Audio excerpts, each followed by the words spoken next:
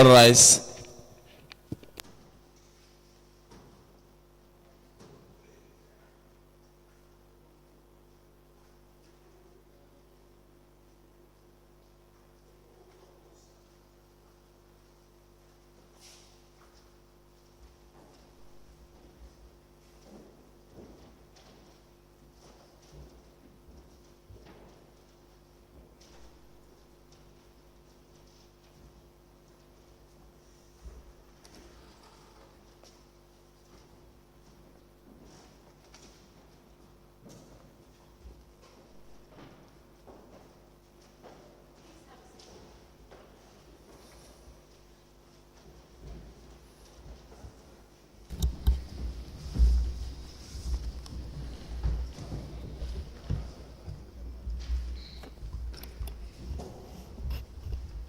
أعوذ بالله السميع العليم من الشيطان الرجيم بسم الله الرحمن الرحيم اللهم صل على سيدنا محمد وعلى آله وصحبه وسلم.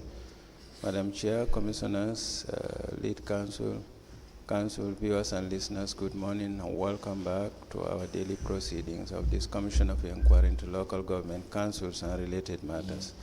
For our next item on our today's agenda, I have the honor to yield the floor to Madam Chair. Madam Chair, over to you.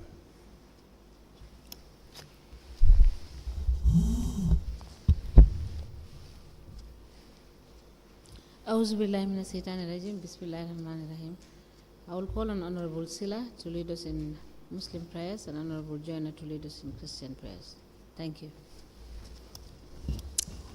Thank you, Madam. A'udhu billahi minash shaitanir rajim. Bismillahirrahmanirrahim. Alhamdulillahi rabbil alamin. Ar-Rahmanir Rahim. Maliki yawmiddin. Iyyaka na'budu wa iyyaka nasta'in.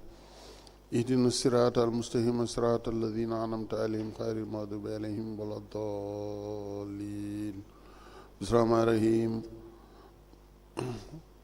قل هو الله أحد الله الصمد لم يلد ولم يولد ولم يكن له كفوا أحد. بسم الله الرحمن الرحيم. قل أعوذ بالفلق من شر ما خلق ومن شر حاسد إذا وقب ومن شر النفاثات في العقد ومن شر حاسد إذا حسد. بسم الله الرحمن الرحيم. قل أعوذ بالناس ملك الناس إله الناس من شر وسواس الخناس الذي يوسوس في صدور الناس من الجنة والناس. اللهم صل على سيدنا محمد الفاتح لما أغلق والخاتم لما سبق الناس الحق بالحق والهادي إلى صراطك المستقيم وعلى آله حق قدره ومقداره عظيم. إن الله وملائكته يصلون على النبي الذين آمنوا صلوا عليه وسلموا تسليما صلى الله تعالى عليه وعلى آله وصحبه وسلم تسليما. سبحان ربك رب العزة عما يصفون والسلام على المرسلين والحمد لله رب العالمين. آمين.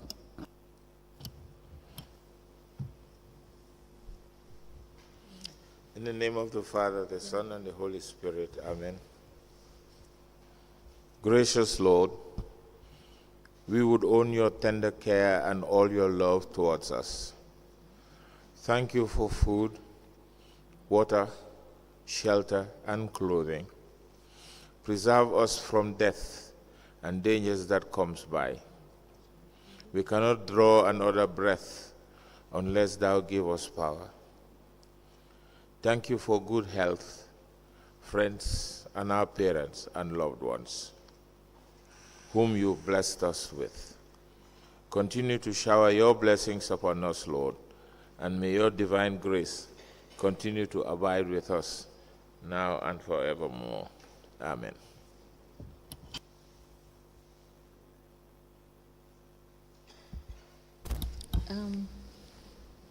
Can you call the witness, please?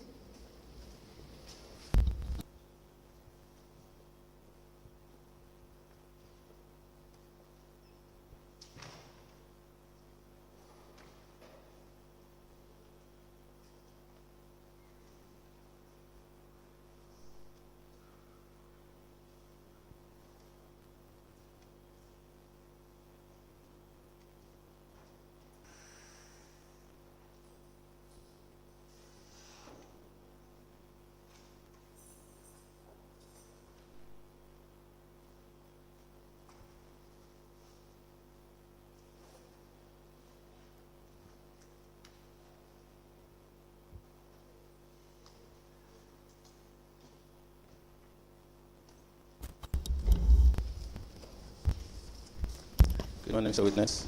Morning. Welcome back. You may kindly take your seat. Thank you.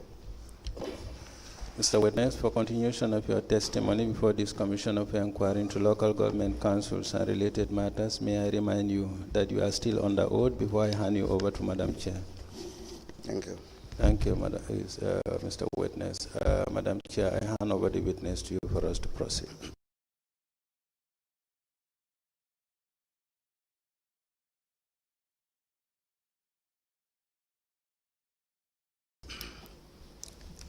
Good morning, Mr. Jallow. Morning, ma. You're welcome back. Thank you. I hope you had your breakfast. Yes, I did. Thank you. Council, can we proceed, please? Yes, thank you very much.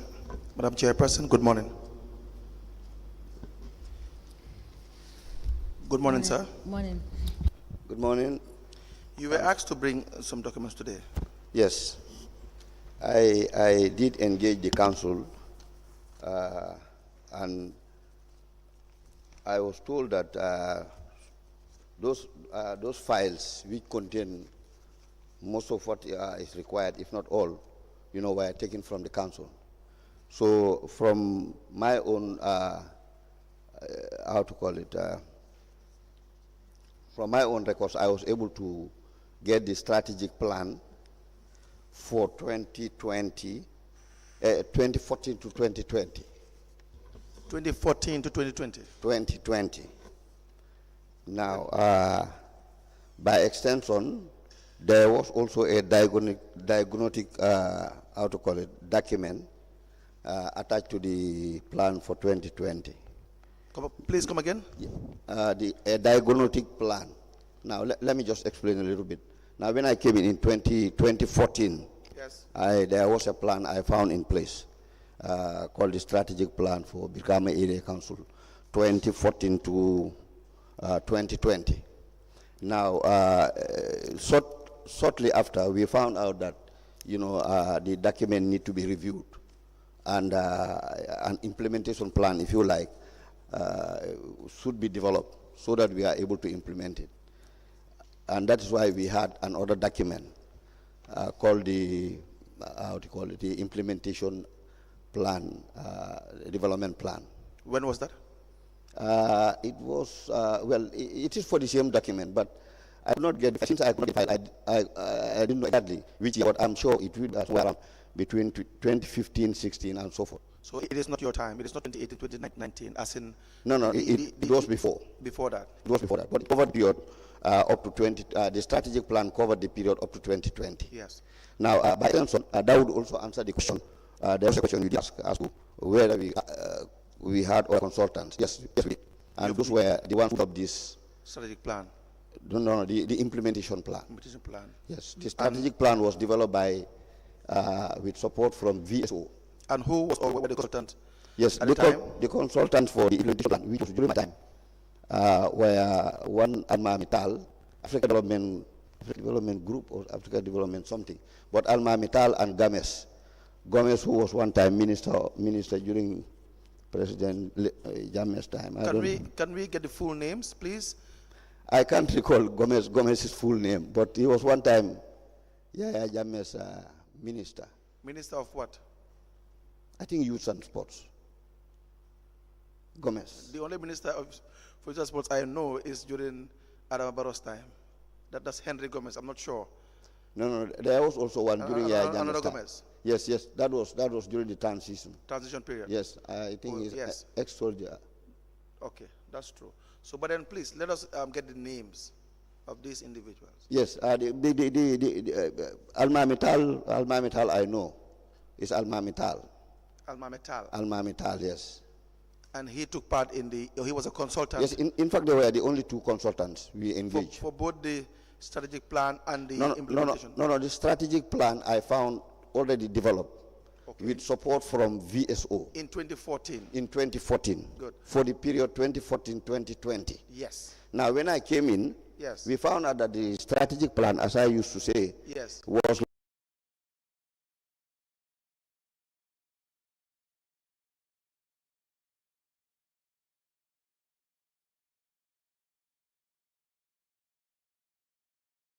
like a vehicle without wheels. Yes. So we could not in any way, implement the strategic plan. So there was the need to review it and have, if you like, an implementation plan. Absolutely. Yes, go ahead. Yes, more of the reason why we engage these consultants.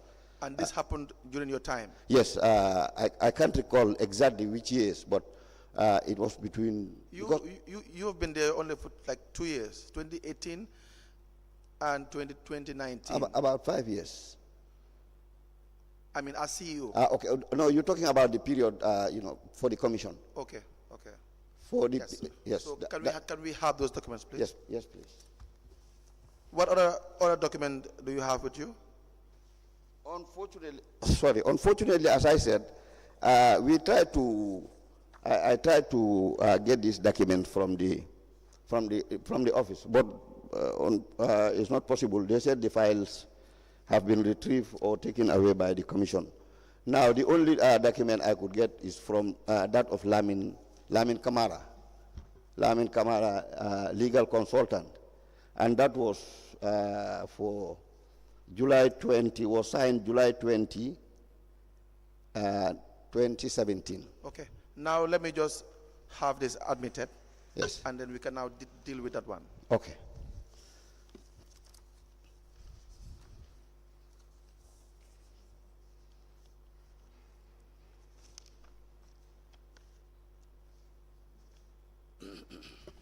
We applied to tender 2 documents, Madam Chairperson. The first is the Brikama Area Council Strategic Plan, West Coast Region, the Gambia, for the period covering 2014 to 2020. And the second document is the Brikama Area Council Strategic Plan,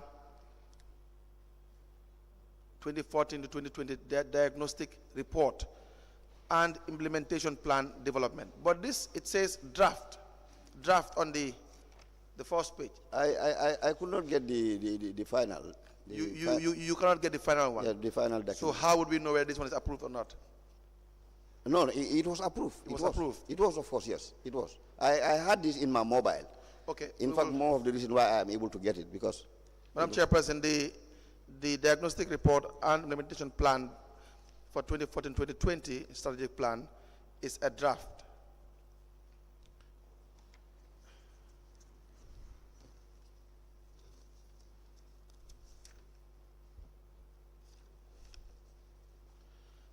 You would also agree with me that the strategic plan does not have any name or signature on it. In fact, they approved the and also date on it. Correct. The approved one was is in a booklet form. In a booklet form. Yes, of course. So this also the draft one. Yeah. That one should be a draft. Both the strategic plan and the implementation plan are both draft documents. So we will still request that you request for the approved ones. Yes, I'm told that the files are with the commission here. It was taken by the commission. Who told you? The acting director of admin, and I did engage the CEO as well. What is the name of the acting director of admin who told you? Sawane, Ibrahima Sawane. Ibrahima Sawane. Yes, please. Jallow, the files we have entries of everything that has been submitted to us from Brikama. Mm-hmm. And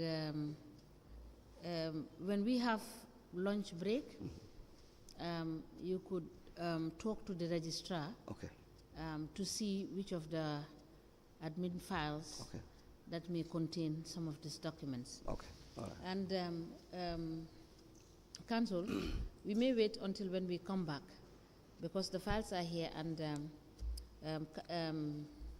Senior Counsel Kamara was going through the files, and let them just cross-check again if what we ask him to produce is in the documents that they submitted to us. If not, we will ask him to go back to the council to get us the documents. As the commission places. You heard that, sir? Yes, I do. That is the decision of the chairperson. I do. Now, the other document you have? Now the other one is the how to call it, the retainership agreement with Lamin Kamara. That was for the period that it was signed on the 20th of July 2017. Yes. Can we see it, please? Yes, please.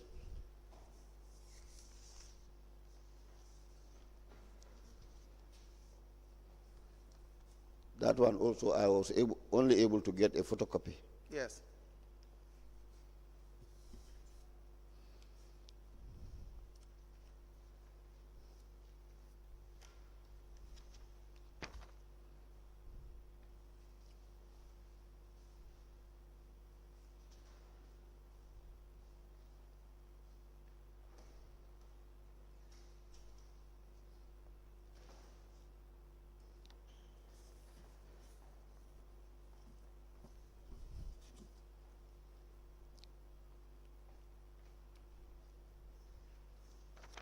We apply to tender a retainership agreement from Dandemayo Chambers and the Brikama Area Council. The date is 20th of July 2017. It's a photocopy, and we seek to have it admitted in evidence as an exhibit.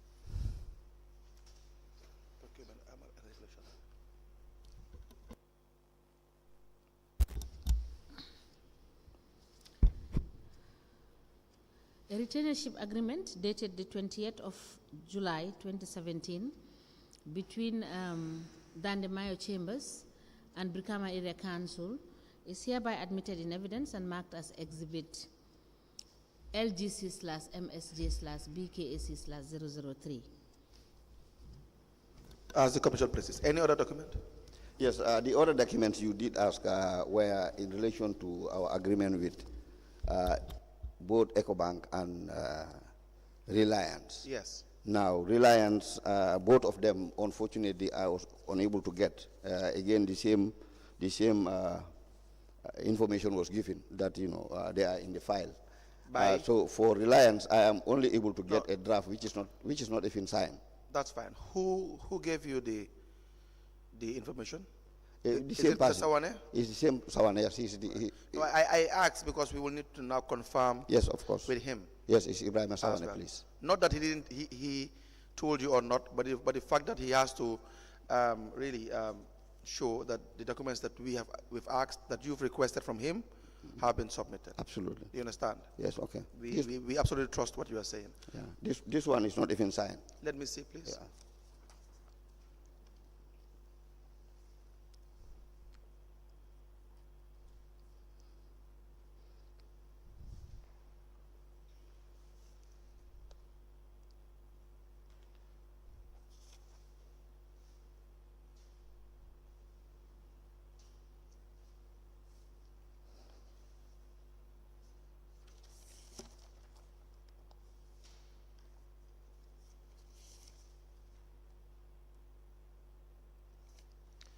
Yes, and any other one? No. You have spoken about the one for EcoBank. Yes, I said the EcoBank, they said it's in the file. In the file as well. We could not get any from Now, the how council. about the loans, the loan agreement? The loans, again, the same thing. When I asked, well, there was correspondence that I can recall, but I could not get access to. You could not what? They said the file is here, so they told me. But I know that there is an agreement with EcoBank, because otherwise it cannot happen. What can you recall regarding the process surrounding the loan agreement? Now, normally, in fact, not normally, but always we put up a request in the form of a request, and give reasons for the overdraft, which is always signed by the two signatories to the account. That is the CEO and the Director of Finance. Both of us have to sign. Now, is there any form of approval that you will have to seek? Did you seek any approval from any authority? Normally, as I said, it's an overdraft. We always request for this when we are maybe financed to pay salaries. I understand that. I'm just saying whether you recall seeking for any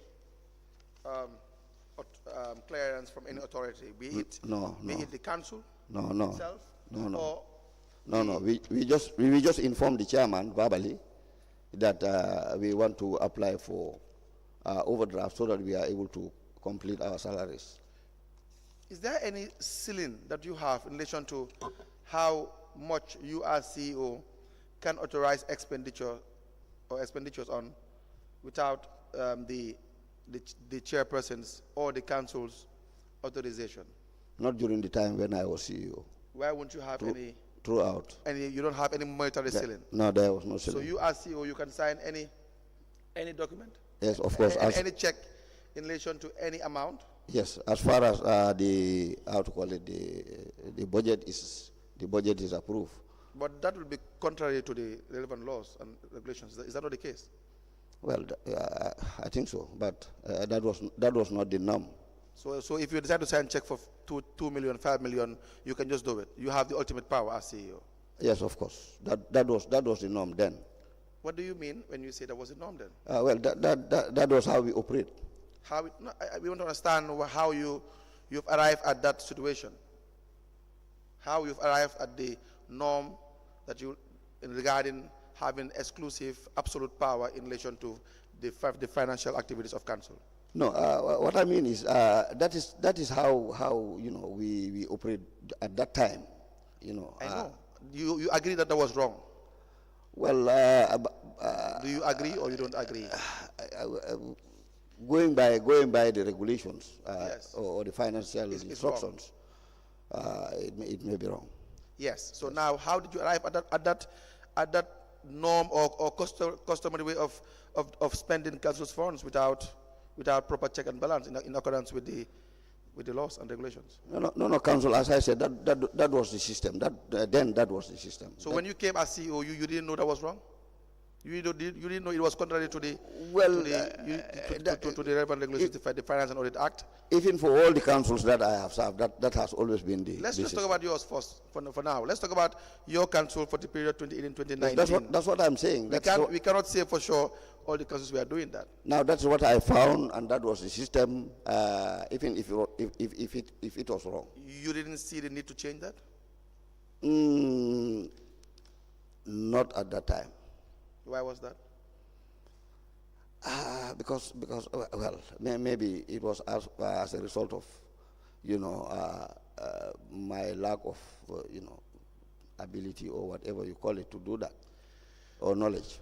We request Exhibit 003, the retainership agreement. Pardon? Respectfully, I'm talking to the chairperson. We will respectfully request the retainership agreement with Tandemayo Chambers, Exhibit 003.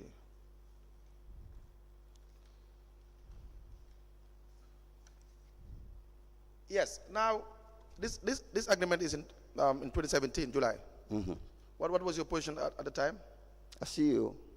2017. Yes, of course. Okay? So how did you retain the agreement of the Nemayo Chambers? What process was followed? I think I said it the other time. I said, if my memory can serve me well, it didn't take the right process and procedure. Dandemayo Chambers was handpicked, to be very frank. Who handpicked Dandemayo Chambers? I can't recall, but I do know that I didn't know Dandemayo Chambers. So maybe it would have come through the office of the chairman. He would have what? It would have come, the idea or the suggestions would have come from the office of the chairman. Who was the chairman at the time? Then it was Sirifo, I think it was Sirifo Song. No, Bakari Saibo, I think. Bakari Saibo? Yes, Bakari Saibo. And who signed this document as head of institution? Who signed, please? Who signed the retainership document? On behalf of council? Yes. Yes, my very self. This is your signature? Yes, of course. Jallow, your signature is very nice. Thank you. But if you have signed this document, then you must have had clear knowledge or information regarding how you have arrived at this agreement. How you have arrived in relation to agreeing with Mr. Dandemayo Chambers as per the retainership agreement. No, in actual fact, we sat down when he was identified. We had we sat down and discussed with him.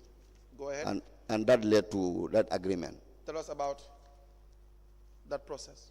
The process was just we sit down and I told him that we need a legal consult so that our issues, mostly institutions that are refusing to pay council, we are able to engage them. How many lawyers do you know in this country? How many lawyers I know in this country? Yes. Council, that's a difficult Is there only one lawyer in this country? Excuse me? Is there only one lawyer in this country? No. Even if I don't know that, I know that there is no. So you know for a fact there are more than one law offices or firms in this country? Yes, of course. And so you know it will be wrong to a certain extent to just handpick one law office. Absolutely. Why did you do that as CEO? Well, it was as a result of circumstances, maybe. You see, you are not talking to us about the circumstances yet. You're really going in circles. And we must understand, we are not saying that it's either it is your decision solely, or it is influenced, as you have said, by another authority, which you must tell us. Yes, but I said it. You have not said. I said I didn't know Lamin. No, it's his chamber. Yes. The idea may have come from the chairman. Yes. And we engage him. Yes. To tell him what our problems are as a council. Yes. And that is what led to the agreement. We have to have a definitive answer.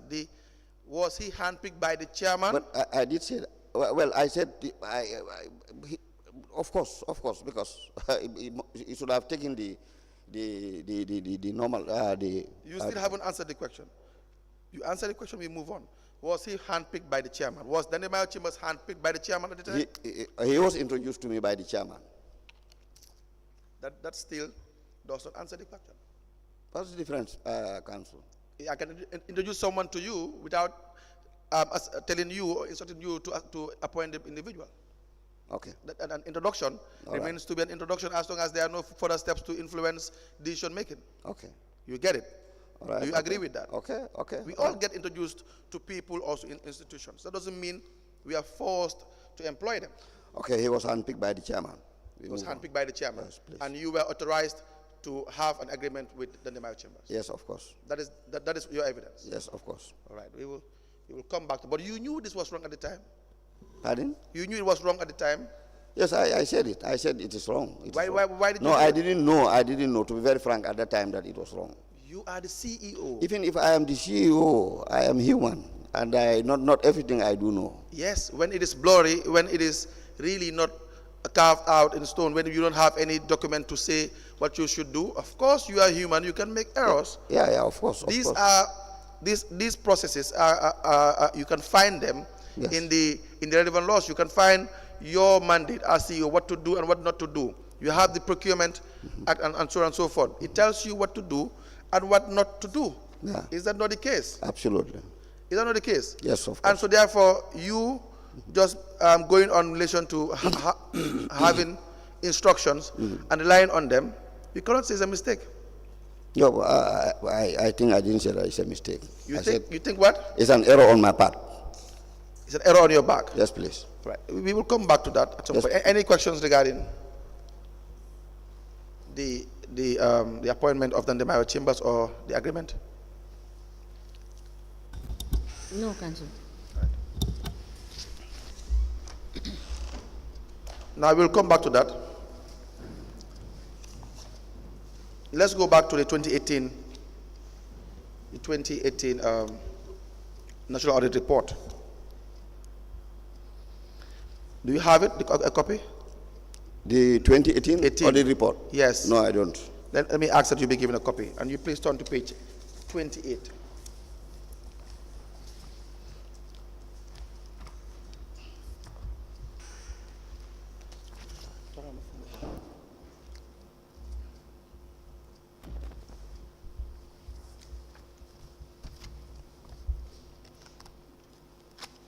Mr. Vice.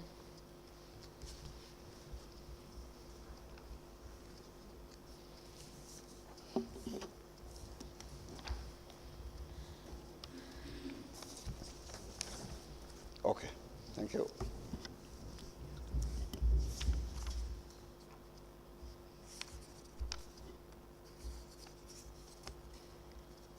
By the way, while you are turning to page 28 of the National Audit Report 2018 for Brikama Area Council. Page 20.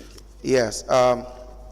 What benefits were you having from Reliance Financial as an institution, Brikama Area Council?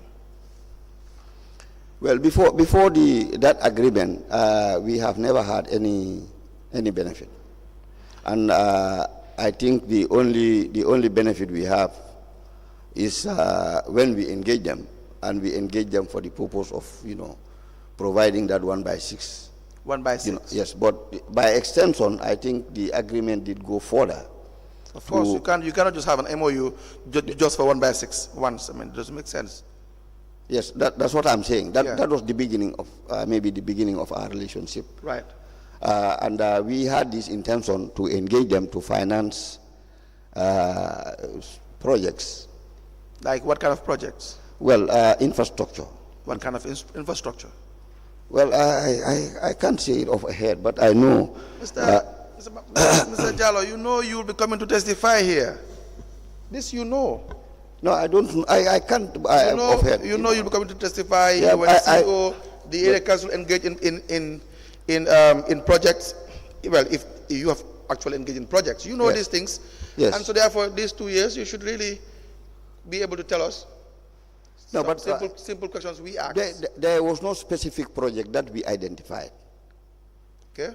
Yes, there was no specific project. But now, how was Reliance Financial introduced to you?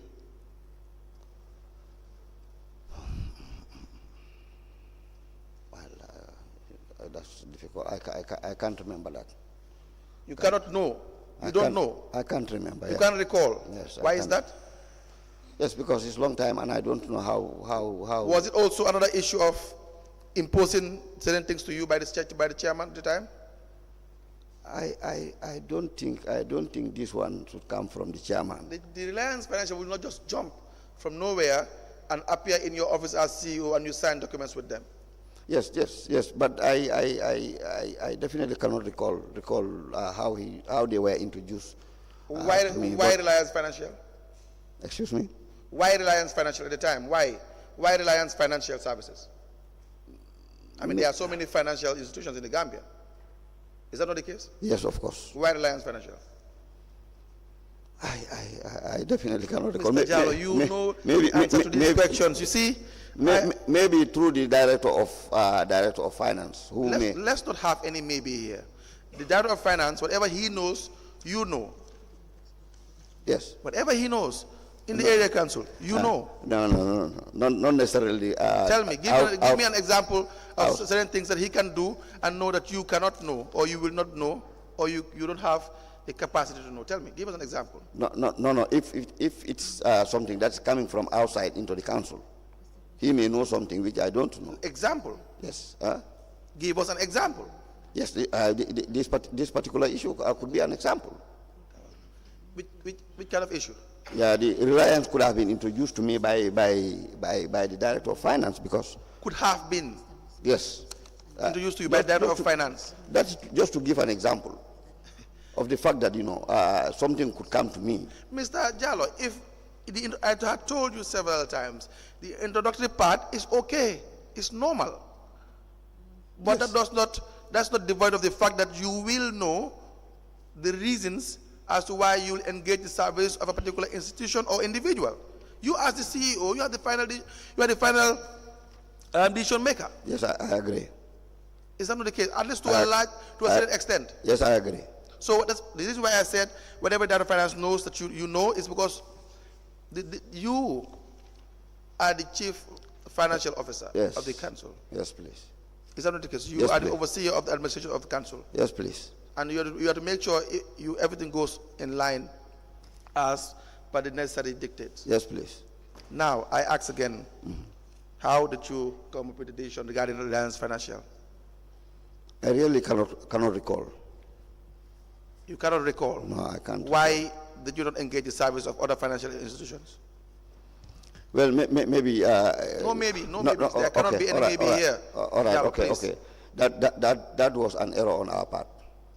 On your part? On my part. Okay. How is it an error on your part? Yes, because I should have engaged others. Well, that's the error. That's that? That is the error. What gave rise to the error? That's the error. Did you knew at the time that you were supposed to, there are other financial institutions? Did you know at the time? Did you know at the time that there were other financial institutions? Yes, I do. So it couldn't have been an error? Yes, but... it couldn't have been an error? Yes, errors can come when you know. When you know? Yes, of course. When you know that you are supposed to do X? Yes. Then you do Y? Yes. How is that an error? It's an error. No, it's a deliberate act. When you know that you are supposed to do X, you choose to do Y, then it's a deliberate act. Okay. If you fail, you can't call it an error. No problem. It's wrong judgment. Okay. Okay, what? I agree. Now, again, we will come back to that because we still need more information as to how you have arrived with a decision regarding Reliance Financial. These two, we need to have further information on. Do you understand that? Yes, when I have the information, I'll give it. You have to have it, otherwise everything falls on your head. No problem. Mr. Jallow. No problem. Do you understand that? No problem, Council. If I have the information, I'll give it out. Good. Yes. Now, page 28. 28. Of the 2018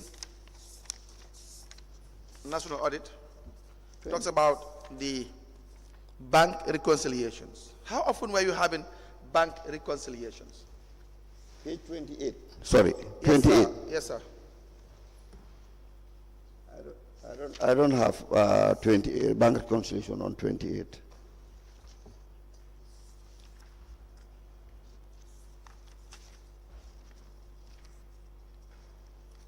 Can the witness be given the 2018 National Audit Report?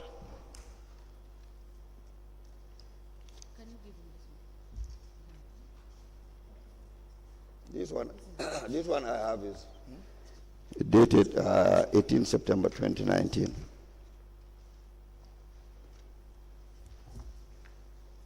Oh, okay, so it's a different one. Okay. Are you there? Yes, I am. It talks about bank reconciliation. Yes. How often were you given bank reconciliation? Were you given information regarding bank reconciliation? Now, bank reconciliations were performed by the directorate and the director in particular of finance. They are performed by the directorate and in particular the director of finance. Yes. Yes. I know there's a department that is supposed to prepare that. Yes, and an individual called the director. And how do you supervise that? Yes, I engage them to prepare the bank reconciliation as required. You engage them to? To prepare the bank reconciliations as was required. that done in 2018? Yes, it was. Yes. You've been having bank reconciliations in 2018? Yes, the Director of Finance prepares bank reconciliation. You as CEO have received bank reconciliations in 2018 and 19. Is that your evidence? Whether I have seen it? Yeah, I have received. Yes, of course. Yes. How often? And how often should they be prepared? Bank reconciliation at normal circumstances should be prepared monthly. Everything should be under normal circumstances. Yes. Monthly. How often were you receiving it in 2018? In 2018, I don't know how frequent I was getting it, but I do know that Let me read you the on page 28 regarding what the findings were in relation to bank reconciliation. It says, during the review of sample of bank reconciliations performed, the following were noticed. There was no indication of the performer of the reconciliations, nor was there any evidence of review. The reconciliations were not performed for all the months, while some were erroneously performed, which remain incorrect. In the absence of a regular preparation and review of bank reconciliations, errors on either or both cash books and bank statements may stay undetected or uncorrected. This may translate in losses to the council in the form of unauthorized charges. Now, it is very clear that you were not having regular bank reconciliations. Yes, of course. Yes. And why is that? I agree. Well, that was also another error. Another error. Another error or another deliberate act? To ensure that a bank reconciliation is prepared, that was an error on my part. Mr. I agree. Jallow. Yes. How important is a bank reconciliation? Very important. How important? Very important, because that. What does it seek to serve? Yes, but because that ensures that the transactions that are in the bank correspond with what is in the cash book, in the main cash book. Okay. Yes. Now, page 33. It says, we have however noted that loans were issued during the period to the individuals listed in the table below without any evidence of proper documentation. We did not find any evidence on file relating to the application and processing, including evaluation for eligibility of applicants, and it goes on. Were you issuing out loans in 2018, 2019? Well, the only ones I can recall, I did mention it here earlier on, that is the collectors that we found wanting. Yes. And at the end of the day, we wanted them to pay back the money. And we thought at that time that the only way for, if not all of them, but some of them, is to give, take it as a loan for them, which will be monthly, will be deducted monthly. Seydou Kunta was issued a car loan of the amount of $100,000. Yes. That I can recall. You can recall? Yes, I can recall that. What is the process that was followed? So you don't have a loan scheme. No. You don't have any process that one needs to follow in relation to the application and granting or approval of these loans. The only process we have is for the staff to apply. Who approves the loan? The CEO. And it's a unilateral decision. You had the ultimate power. Pardon? You had the ultimate power. You are the sole decision maker. Well, based on the fact that I am the accounting officer. Based on the fact that you are the accounting officer. Yes, since we don't have. Now, what do you? That's fine. That's all right. Now, what do you put into consideration? But if you are the accounting officer, that doesn't give you the absolute right to just approve loan applications anyhow. Yes, because we didn't have a loan scheme. Why won't you have a loan scheme? Well, we didn't have it. Why won't you have it? As a council, we didn't have it. Well, that was maybe. That is already understood. Now yes. Is the question why won't you have it? Yes. Well, we didn't have it because maybe at that time we didn't have the.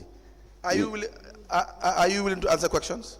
Yes, of course. Now the question is, why will you not have a loan scheme? then the answer must really be in line with the question. Why wouldn't you not have a loan scheme? We don't have a loan scheme because of X, because of Y, because of Z. It is not we didn't have it. Yeah, well, we didn't have it because maybe we didn't make it a priority.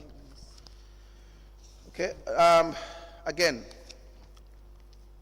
where would you have documentations from these individuals like guarantors and so on and so forth? Excuse me? Why won't you have the necessary we don't request the necessary documents from them, like loan agreements, like guarantors?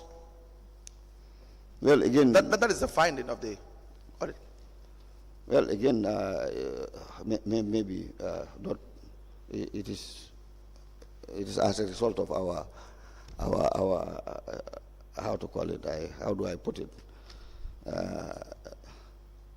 Inefficiency, if you like, or. Mr. Jallow, now, if you do not have a process that people should follow, because all of these are captured in the relevant laws, the Act and the financial manual, and so on and so forth. If you don't have the necessary processes that people know that once they meet these requirements, they will stand a chance of having the applications approved. If you don't have these processes, you don't follow the manuals, will that not give rise to having, I don't know, giving you absolute power to just decide, and then now your employees, I will call them, will be at your mercy? Of course. You'll be at your mercy. Of course. And that's how people entrench themselves in power. I agree. We have these laws so that we avoid those situations. Yes, of course. Very well. We don't know who is qualified and who is not qualified. Yes. If I want a loan from you, I have to be your friend, or I have to dance to your tune, I have to do things that are probably appeasing. I'm not saying you in particular. I'm saying if you're in a position of authority. Absolutely. I think it was very unfortunate that you have the laws, in place. And, but we don't follow them. We don't follow them. And eventually we become demigods in this institution. Yes, of course. Yes, of course. Now, there were issues of travels. On page 35. Please turn to page 35. Page 35. Okay. It says 2.14. Overseas travel without invitation. It says, according to the control requirements over appropriation of council funds, no payment should be made without appropriate documents. Now, the chief executive officer must make sure, and so on and so forth. There was a list. You have, it says, we noted that during the period under review that a number of senior management of the council traveled to attend the 58th Independence Anniversary celebration from the 2nd to the 6th April 2018 in Senegal. See, we have misplaced priorities. We use funds when there is no importance. The people don't derive any interest in what you do. You travel to Senegal to go and attend a ceremony when you can't even provide decent living standard to your people, Mr. Jallow? I mean, that's really a dent on your, I mean, not only you, but for anyone who does that. Is that not the case, your legacy? Now, when I came in 2014... Let me just read you the fact. It says, they have each been paid 5 days per diem, but there was no evidence of official invitation to the event. We have not also found evidence from the budget that the activity was specific allocation in the approved budget. And you had the list of attendees. Mr. Noha Jame. Who's Mr. Noha Jame? Do you recall Mr. Noha Jame, sir? Yes. Who is he?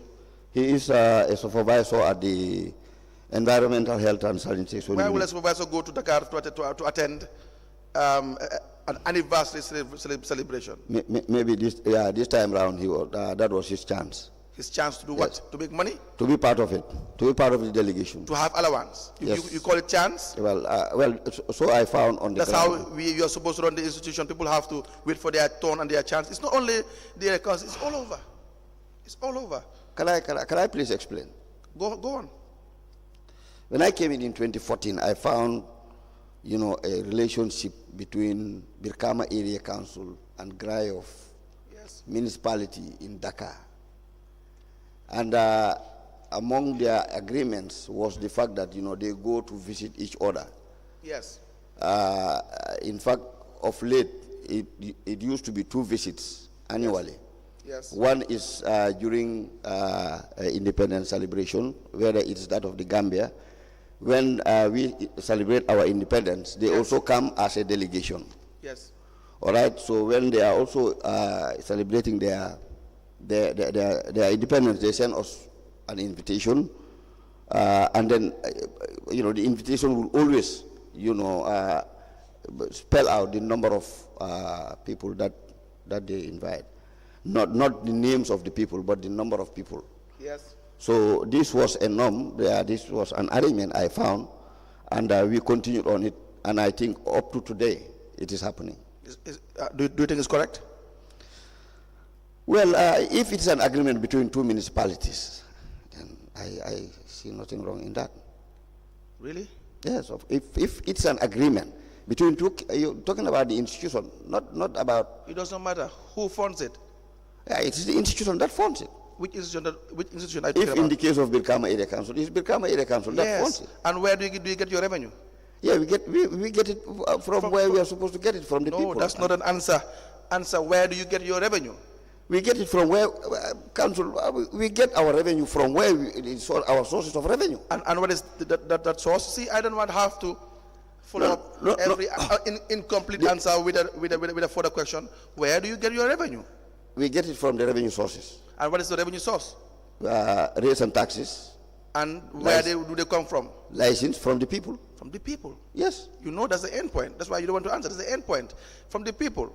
No, but if you have the people don't intend that you will send more than 5 people to Dakar to attend an independence celebration, even without the fact that you didn't even follow due process.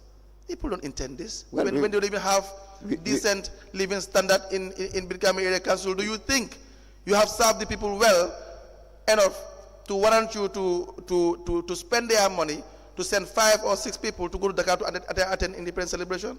We follow due process because an invitation is received. Where is the invitation? Well, it should be in the files. No, you have to get it. Yeah, okay, no problem. You have to get it. Should be in the file because. And you have Mr. Nohas Jame. Pardon? Mr. Nohas Jame. You have Sidi Kunta. Who is Sidi Kunta? Sidi Kunta is the procurement manager. Procurement manager. Yes, please. Mr. Mariama Demba. Mariama Demba. You see where the conflict comes in? Mariama Demba is a secretary. Secretary too? Yes. To the office of the CEO and the chairman. Ms. Adama Bojang. Ms. Adama Bojang is the director of planning and development. Ibrahim Sawane. Ibrahim Sawane, as I said earlier on, is the acting director of admin. Mr. David Kujabi. David Kujabi. Who is David Kujabi again? David Kujabi. This one I can't recall. David Kujabi. Dauda Jallow. Dauda Jallow. Dauda Jallow. Dauda Jallow is a driver. So seven people. Yes. To attend the independence celebration. Yes. And you think it was worth it? Well, you genuinely think? Since it was an agreement. Since it was an agreement, it is worth it. Okay. Mr. Jallow, yes, ma'am. You said it was an agreement that when you came in 2014. Yes. You had an agreement with Grayo. Yes, with Grayo. I found the agreement. Yes. Was it an MOU that you signed? What was it? Yes, it was in the form of an MOU. Can you please note that and help us see that? Yes. Because this spending has to be justified on some bilateral transactions that have happened between the council and the Grayo. Yes, yes. All right? Yes. Thank you. Council, you may proceed. Please turn to the next page. Okay. By the way, before that, were there any allowances or salary increment in council during the period 2018-2019? Salary increment? Or allowances or any form of emoluments? Salary increment can only happen when it is, approved by government. I'm just saying whether any that No, you've done. I can't recall any. Now on page 36, it says payments not acknowledged by the recipients. There was an amount of $144,519 that were paid to individuals, but there is no evidence that they even received these monies. Do you see that? Yes, I do. Maybe. I mean, the recipients must always sign these vouchers, shouldn't they? If they don't sign, they must have to provide a receipt. If Yes, yes. yes, if it's an institution like GPPC, Yes. GPPC. I agree. Yes. Now, the finding is saying that that was not the situation. That didn't happen. Well, they should provide a receipt. If Yes. But you as a CEO, yes. why will that happen under your watch? Well, maybe it was an oversight because the check payment was already raised, and where it is delivered to the service provider, a receipt should be prepared and attached to the voucher. And do you have any chance or any way of knowing this when it occurs? Well, sometimes no. Why? Why won't you have any opportunity of finding this out? Yes, because if both the check and the voucher itself is signed, is approved, then it goes to the Directorate of Finance. It goes to the Directorate of Finance, and then they execute the payment. Good. And should request for either a signature or a receipt. Yes. So you are saying that once you have approved, there is a high chance that you may not even know. Is that what you're saying? Yes, of course, because hardly I have time, to go back and verify these vouchers. So I take it that maybe the internal audit, because of other engagements, the internal audit may. Mr. Jallow. Yes, please. You are employed to have time. Do you know that? I agree. You are employed to have time. That's why you're paid salary at the end of every month, and you have other benefits as well. Yes. Do you not have benefits? Yes. As CEO. Benefits that others will not ordinarily have in the area council. But by virtue of your appointment, you will have those benefits. And this I say to you, not only because you are here and you're sitting down here. I wish I don't say these things to you, but it goes to every CEO. How I ask you these questions is the same way everyone have to be accountable when they occupy this office. So it's no attack on your personality or character, but it's the administration. Is that not the case? Correct. A CEO is appointed to have time. Is that not the case? Yes, of course. And to say you don't have time to go back, you don't even have to go back. If you have an effective system, these things will come up. That's why you have to have a bank reconciliation. You have to have financial statements. You have to have so many reporting mechanisms. The auditor must perform their job by making sure that they give you periodical, quarterly Absolutely. reports. Yes, of course. But if you don't have that, then eventually you don't have any way or means of getting this information. Correct. I agree with you. Correct. When you sign these vouchers and they are gone. Probably. We may not expect that you will request for every voucher after you have signed it. Let me see now whether the payment has been done. But every quarterly report from the internal auditor should pick some of these things up. Then you'll be better informed how your institution is being run. Is that not the case? Quite correct. And that is not being done. Yes, absolutely. And so these problems, they keep on repeating themselves. Yeah, repeating. of course. Very well. Right? Very well. Now, there was page 39, the issue of excessive use of honorarium. You there?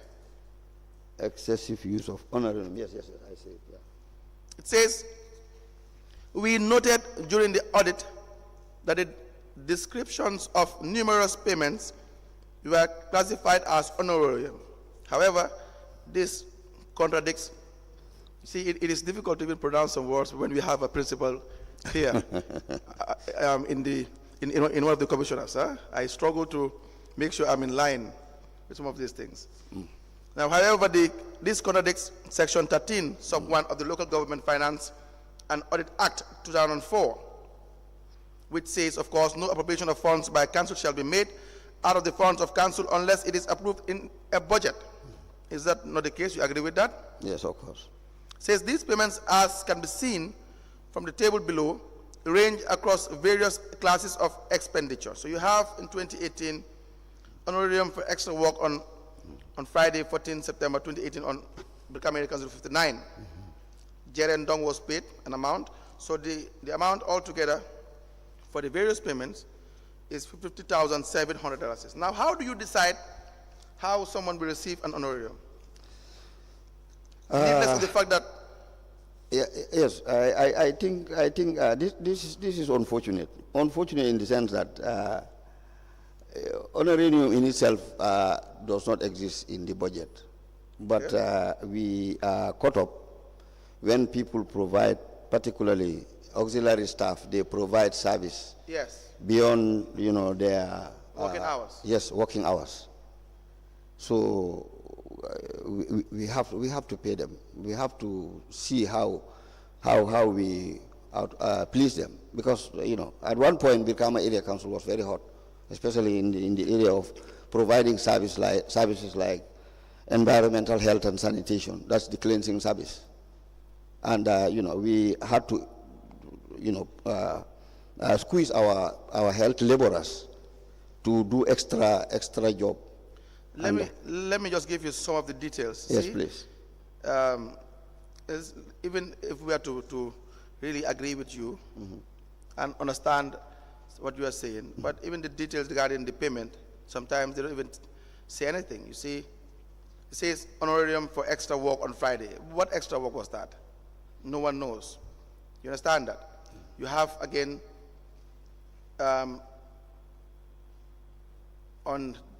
in June 21st, 2018, payment of honorarium for drilling of toilet at Brikama main market. Would this not be as a result of having a contract? Why would you pay honorarium for the drilling of a toilet at the market? This is supposed to be contracted. Is that not the case? Yes, absolutely, yeah. Do you agree? I do. Yeah, so why would you pay an honorarium for that? I do. You have, again, same month, 28th of June 2018, payment of honorarium for extra work. What is extra work?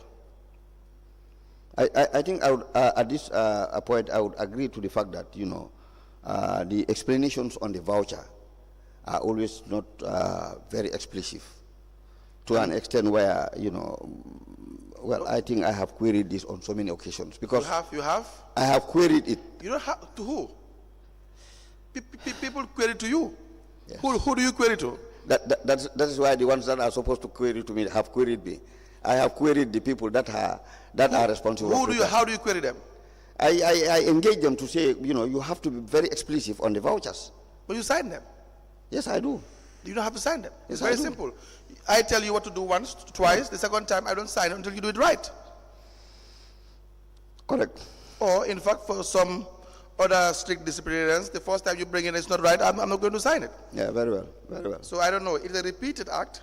I don't know what you mean by you query them. It doesn't seem like that. Instead, this payment seems like they even come from the top. You authorize these payments and they get paid. So no, you don't concern yourself with the details because they have to just get paid. No, but I'm aware of the work done. To be very frank. So these payments, they will not be legitimate payments. They were legitimate payments. No, I mean, if a payment can be genuine. Yes. But legitimacy means it is not in accordance with the law. Oh, okay, all right, okay. I agree. And if that happens, it will be your responsibility as Yes, CEO. of course. So if anyone is to say that these were unlawful payments, of course. Do you know you'll be held responsible? Yes, of course. Together with your director of finance, of course. Yes, of course. I do. Now, page 40, unless there are other questions, any question?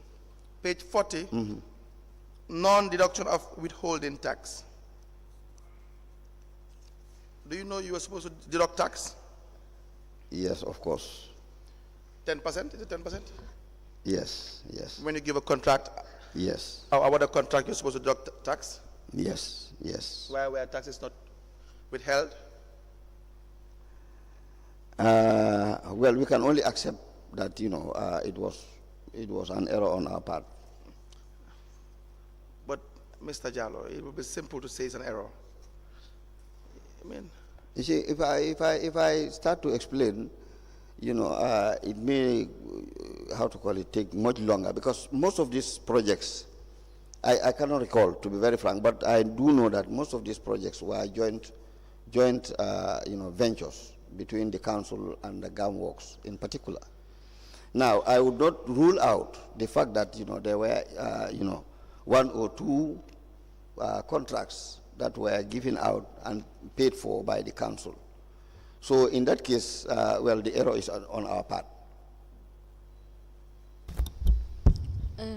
Mr. Jallow, Yes, please, ma. on the issue of the contracts that are awarded, you said most of the time these were joint projects with GAM Works. With GAM Works, yes, ma. And it is correct that before you embark on any of these projects, you make assessment as to the needs of the community. Yes, of course. And then they have their input into the project. Now, for these projects that you have done, at the end of it, can you recall how many projects you've done with GAM Works, and if at the end of the project cycle, whether reports were generated to show that the projects were executed as per what was agreed in the documents? Were reports generated to that effect? Yes, we do share reports with GAM Works, but the process, as you have just asked, the process is that you know, when these funds are available at the level of government, it is in partnership with the council, and the council is required to pay a percentage, and in most cases 10% of the amount, depending on the projects that we have identified. Now, when we pay the 10%, the whole, how to call it, and identify the projects for that matter. We pay 10% and identify the projects. And in a nutshell, that is where our participation is. And the rest of it is done by GAM Works. Nonetheless, they send us reports of, you know, progress reports of the projects. And during my tenure in office, I think I can recall there was about 4 projects, or 4 to 5 projects. One was the pavement around the police area. And there was also... and how much was the counterpart contribution to that pavement project? No, in total, it was Was it with GAM Works? Yes, it was with GAM Works. Yes, what was the counterpart? I cannot offer, but I do know that they were lumped together. You know, of course, including the office complex. And the current office complex? Yes, the current office complex. When was it started? It started, I can't recall, but it started during my tenure in office. And concluded when? And completed during my tenure in the office, but I never moved there.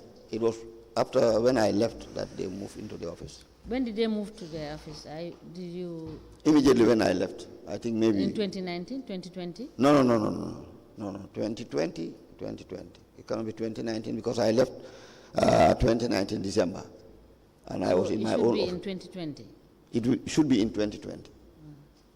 So you have said that you normally contribute 10%. 10%, 8%, I can't recall exactly, but we contribute. For those projects, is it not 5% that you contributed? It started with 5%, but I think the last ones is 8%. Is how much percent? 8%. So please note and get us the information about how much your counterpart contribution is. Okay. Because I could recall exhibit LGC/MSJ/BKAC/002, in which you noted that 1.7 million was your counterpart payment Contribution. which is paid in connection with this SILIP project. Yes, SILIP project. You recall that? Maybe that's the name of the project. Yes, that is what I'm saying. Yes. Which was on the GAMWORKS. Yes. Now that was the amount you paid, and you paid fully, right? You Yes, paid we did. Your, Yes, we paid. your full 5% contribution. Yes, we did. Now, please note and get us some of the progress reports that was sent to you. And you said when you conclude in signing and having done your counterpart payments, that's the end. You wait for them to give you your reports. Updates. Don't you have joint committees to follow up on the project to know whether, based on what you have agreed, the consultants or the service providers are providing the service as per what you have agreed with GAMWORKS? Now, you don't have a local counterpart consultant that will be working with the consultant of GAMWORKS to oversee and cross-check the works that have been done? No. So you don't have any hands in that? The only person who is engaged is the Director of Planning and Development. He is the one, she is the one, in this case, she is the one who in most cases collaborate with them. And when these reports also come through my office, they are sent to her office. My concern is your level of participation in these projects. Because these are projects in which you are spending taxpayers' money. Yes, it is either a grant or a soft loan that is given to you to execute a particular project that you have requested for. But do you think it is correct on the side of council not to fully participate, you understand, in the execution of the projects, such that, for instance, your Director of Development and Planning be part of the team that will be supervising, you understand, the execution of the project? I think you're very correct, Ma, because if you look at the process and the way these projects are being executed, you would realize, as you have just alluded to, realize that the council does not play a significant role, and I don't think that is correct, because in as much as we pay a counterpart contribution, and however small it is coming from the people, and we should have had the opportunity to partake. Yes, because the complete, you must have value for the counterpart contribution that you're putting, yeah, and then that support is in line with the major policies and programs of decentralization. That has been the agenda been pushed for local government autonomy, so that you get these things done. In fact, you have just touched on the crux of the matter. I'm sorry to say that, but it's unfortunate. Even the identification of the both the consultant and the contractor, the council is not involved. So in the context of decentralization, there is no an iota of or an element of it, in our relationship. If you come to that, and in most areas as well. Of course, including the operations. So, and now, how do you get GAMWORKS to account to you whether it has executed it based on the budget that was agreed? No, how can you account for that? No, GAMWORKS does not account to us. Well, that is very wrong, because you are the beneficiary. They should account to you, because you are the beneficiary institution. You should know how the money is spent. Very well. Both how it is spent and the level of service that is been given at the end of the day. Absolutely. In fact. So where you do not agree, you say you do not agree. No. Where the service is not provided based on what has been agreed on the documentation, you say we don't agree because this is not what we agreed and this is not what we signed for. Ma, you are quite right. If I wish the people of GAMWORKS were here. Even the structure, the main office, at the very design stage, I did protest, in their presence, that this is not the way we want it. But they said that is the way. You had your ministry as a cause of, as a recourse. Okay, go ahead. Is it not? Yes, of course, but... But what? No, Mr. Jallow, this is a fact-finding mission. We do not want the mistakes that have happened over the period to happen to subsequent people that will occupy this position and would want to execute their job, and they couldn't do it because they find a status quo, a system that they cannot beat. So we want to make it right. So you say what you feel and what you felt went wrong, because you are aware that some of these projects are not properly done. Is that not correct? Absolutely. Absolutely. Yes, Honorable Sila, can you proceed? Let me try to rectify a lot of things that have been said. Councils normally identify projects based on community needs.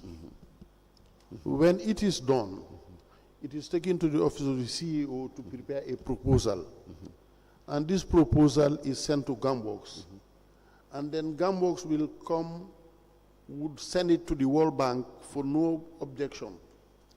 Upon its return, the project is approved. When it comes, it goes back to the office of the CEO, and then Gamworks will prepare a draft design to see that what is designed is what the council is asking for. It goes through the CEO and the director of planning, and then they will say, yes, this is what we have asked for, or no, this is what we have not asked for. It is taken back to Gamworks for a redesigning. When council agrees that, yes, this is what we asked for, then the tenders are open. Gamworks have their own consultants who will do the design, registered, and then they have their own contractors, and they are categorized based on the cost of the project. When you go through that stage, then there is a project committee coming from council, the CEO, and also the consultant and the project and the contractor. The site is handed over to the contractor. Alongside it will be the consultant, CEO would come together and hand over the project to the consultant. And then the timing of the contract and everything is stipulated. Now, during implementation, the communities have a right to see if the contractor is going as per specification. If it is not, they report back to council, and council will consult the consultant, and then the project is stopped until at some time where it is rectified. This is the process.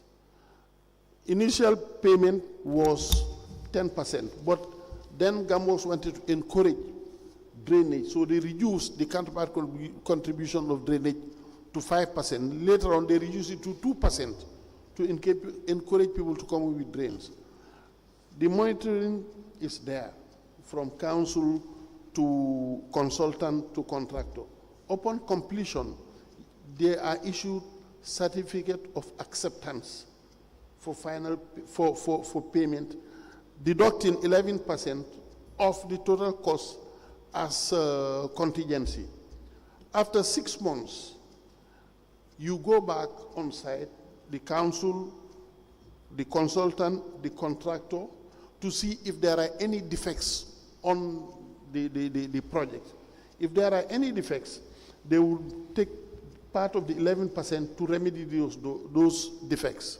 If the defects are more than 11%, they fall onto the bank bonds of the contractor to remedy the situation. So there is strict, tight control to ensure that these projects are implemented properly. Thank you.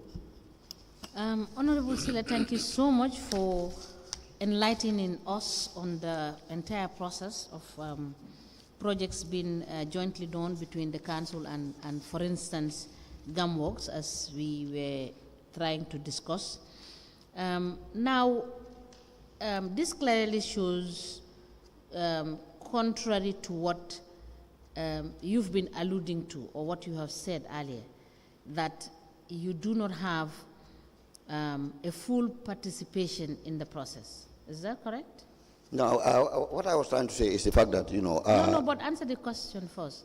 Is that correct? Is what Honorable Sila has said, is that the process that has been adopted in the 4 contracts that were executed by GAMWORKS with the council? That is what is supposed to be the process. But now I am asking you. Yes. The process that he has just given us out. Correct. Is that the process that was adopted for the 4 projects that you participated in whilst you were CEO? Yes. That's the process? Yes. So which means you had access and you knew everything that was being done and you have the reports to that effect? Not quite. Not quite. I was just trying to explain. Now, given the fact that you have reports and you have completion certificates for some of these projects, were there any issues that these projects had, and did you raise them if there were any issues? Yes, there were issues. So please note and let us have some of those observations and issues, and get us reports and completion certificates, and raise the issues that you understand you came up with whilst these 4 projects were executed during your tenure.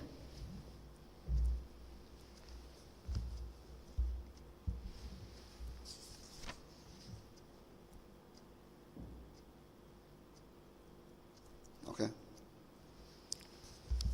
Council, you may proceed. Now, Mr. Jallow, yes, let's just finish with the 2018, and we move to other issues, okay? Now, on page 43 of the 2018 report, National Audit Report.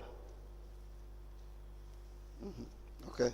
This is now in relation to the performance review regarding how you were contributing in the development of the area council itself. Now, it talks about the market. It says, during our inspection to a selection of markets within the council, the following observations were noted. Toilets were found to be acutely inadequate in all markets visited. One of the markets, that is Busumbala, a single toilet was shared by the entire market and by both sexes. Is that true? Yes. True. You see now what we were talking about regarding whether you had your priorities right. You sent 7 people to Dakar. You give them 5 days per diem each. Which is more of a priority to you? Okay. No, I had asked a question. I said, now we come back to what we had discussed earlier on. For example, sending 7 people to Dakar to attend as an independence celebration. When you can't really provide for your people. No denial on that. I'm not denying that there are other priorities more than paying per diem to Dakar. But what I'm saying, as far as that is concerned, is the fact that it's based on an agreement. There are other priorities which are more. Your bigger agreement you have is to serve the people. Is that not a bigger agreement than going to Dakar for independence celebration? Of course. So now let's not talk about that agreement, because now you have a bigger agreement. Yeah, okay. Is to serve the people. Okay. You agree? I don't dispute. Good. So this situation, it could have been solved easily. Okay. Why was it not solved? Well, because we had issues, quite wide range of issues. As far as Busumbala is concerned, yes, I think I did mention the fact that we had, problems, even, with regards to the market, a market that was constructed, which we found it difficult to manage, and the the community and the then council in particular, in the name of, I think, Isbolong Jata, who insisted that that project was part of them. So in addition to this the toilet problem, we could not deny the fact that there was the need to have a better facility, but we had a lot of issues with regards to Busumbala market. I still haven't heard you talk about the issues. You only stop at saying there are a lot of issues. But what are these issues? Yeah, the issues are in financial, financial. Financial. You have money to go to Dakar. Okay, all right, okay. All right. You had money to go to Dakar. Okay, good. That must be an extra funds. If you have made so much money, you have taken care of your people, Okay. then you can take your staff to Dakar. Okay. Is that not the case? Do you agree? Do you agree with that? Right, I agree. Will you support, now that you are a former CEO, looking back, will you support any institution, any local government, either council, that would prioritize going to Dakar over building toilets for their people? Sure, no. Good. Now, it also says in the same vein that the second toilet had to be closed due to dilapidation, the condition of the one being used. Well, sometimes these auditors, they have their own language. The second toilet had to be closed due to the condition of the one being used has also deteriorated much due to the overuse of used coupled with the lack of care. Many of the vendors claim to use the nearby compounds for their lavatory needs. The committee at their market claim to have reported the matter to the council staff, albeit verbally, and therefore unable to be sustained by us. Is that a fact? Yes, sometimes it also has something to do with people's attitude. Attitude? Yes, attitude. How? It's difficult to control people, even where you put somebody as a caretaker. It is difficult, to control people, depending on their attitude as to the usage of the facilities. So, I wouldn't deny that, but that is why you were employed. That's why people run for political office. They get elected as council members or mayors or chairman or chairwoman, as the case may be, or you are appointed or in the position of a CEO. That's why people want to get these positions of authority to effect change. So to now come back after so many years and say people's attitude, no, they pay you to govern them. No, they pay you to manage them. No, I'm not coming back. I'm not coming back to take those excuses. That was exactly what was happening at that time. What was that? It's a combination of people's attitude and. No, they see. I don't want to hear that argument. The argument cannot be sustained. You cannot sustain that argument. They pay you for you to manage their attitude. No one denies the fact that in the Gambia we have attitudinal problem like any other country. But that's why you are appointed and you are elected, whatever the case is, to serve the people. And you're paid from the money that they pay taxes to you. I don't deny that. The toilets must be built. There must be good sanitation environment. There must be good administration. These things, they must have the services that they pay for. No excuse that they have attitude. They must have the service that they pay for. They can't be paying you taxes every day. Do you negotiate with them regarding the tax that they are supposed to pay? You don't. Everyone knows tax is one of the most harsh things that people must deal with. Correct? Correct. Now, you see the dump sites as well. There are issues regarding the dump site. It says on page 45 that there were observed on visits there we observed dumping to be indiscriminate. Heaps of various forms of refuse lie scattered all over the field. The council assistant cleaning manager blamed the practice over the non-securing of the place, coupled with the lack of monitoring by the staff. Another thing we saw was the apparent encroachment by individuals well into the space of the dump site. Some of the encroachers began planting trees within the dump site. The assistant manager indicated that they are always in confrontation with the intruders, but their actions still continue. You can't manage your dump site as well. Yeah, we find it difficult to manage the dump site. Normally there is a dustbin, a big one, that is evacuated on a periodic basis. But even with that, we could not control the situation. Now, How to our next issue, because you've already confirmed this finding, correct? Okay. Next issue is, how were you dealing with prior audit reports as CEO? Prior audit reports? Yes. Whenever we receive an audit report, we share it among ourselves, Yes. particularly from the office of the CEO. Yes. We produce copies for the chairman, the director of finance, and in most cases, the director of planning and development. Yes. So that we will look at it individually at our different sectors or departments. And then where needed, answers will be compiled, and the response is sent to the audit. Yeah. Now, this you have not been doing effectively, have you?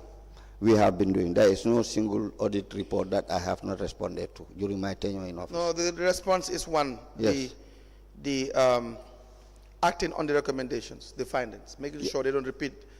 They don't repeat the subsequent year. Yes, that's always where the problem is. Why? But, what is the purpose of the audit if you cannot solve problems? Yes, we just try to improve.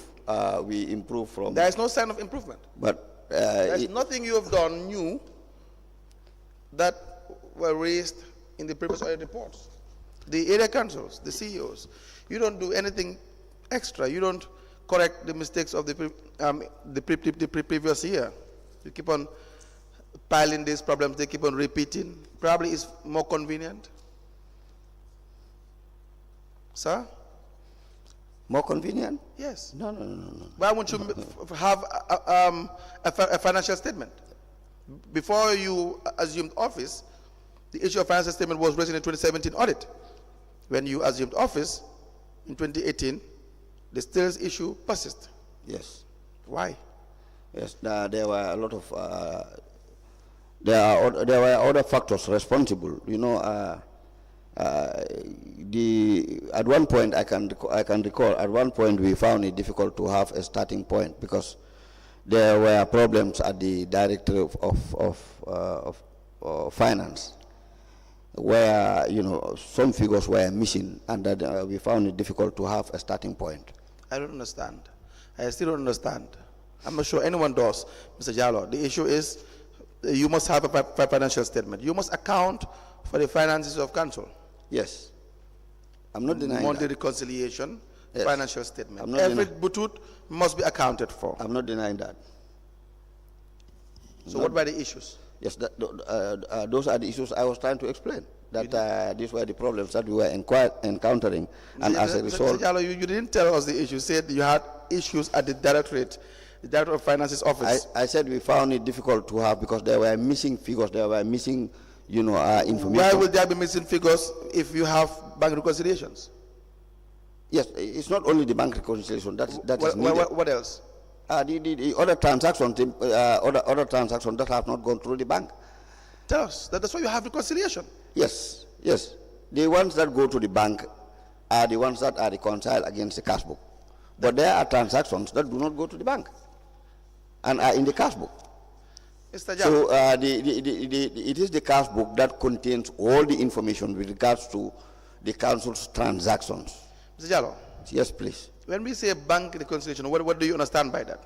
What I do understand is the transactions in the bank. Yes. Compared to the transactions in the cash book. Exactly. That's what I understand, yes. So if you say some transactions don't go to the bank, I say that's why you have bank reconciliation.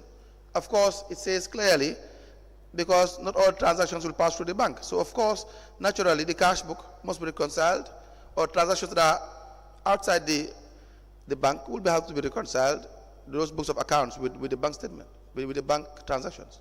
So that you know where they don't agree. Usually they will not agree. You will not have the same figures here and there. So you can reconcile them. You know exactly where the monies are spent on.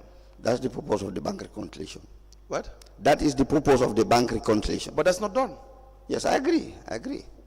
If you don't do that, you cannot account for the money. Yes. And if you can't account for the money, then no one knows whether anyone steals anything or not. Correct. And if that's the case, people start building mansions. They build story buildings. Then they will tell you that it is theirs, but no one will ever know how or where these monies are being taken from. Well, that's not the purpose why you are appointed. Was that the purpose?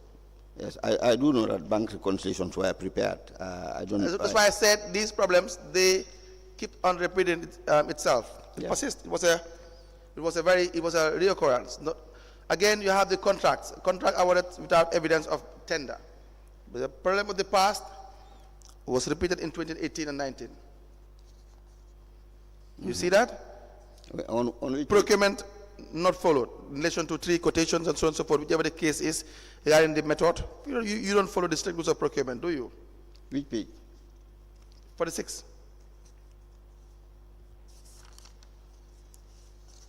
Okay. See that? Yeah, I do.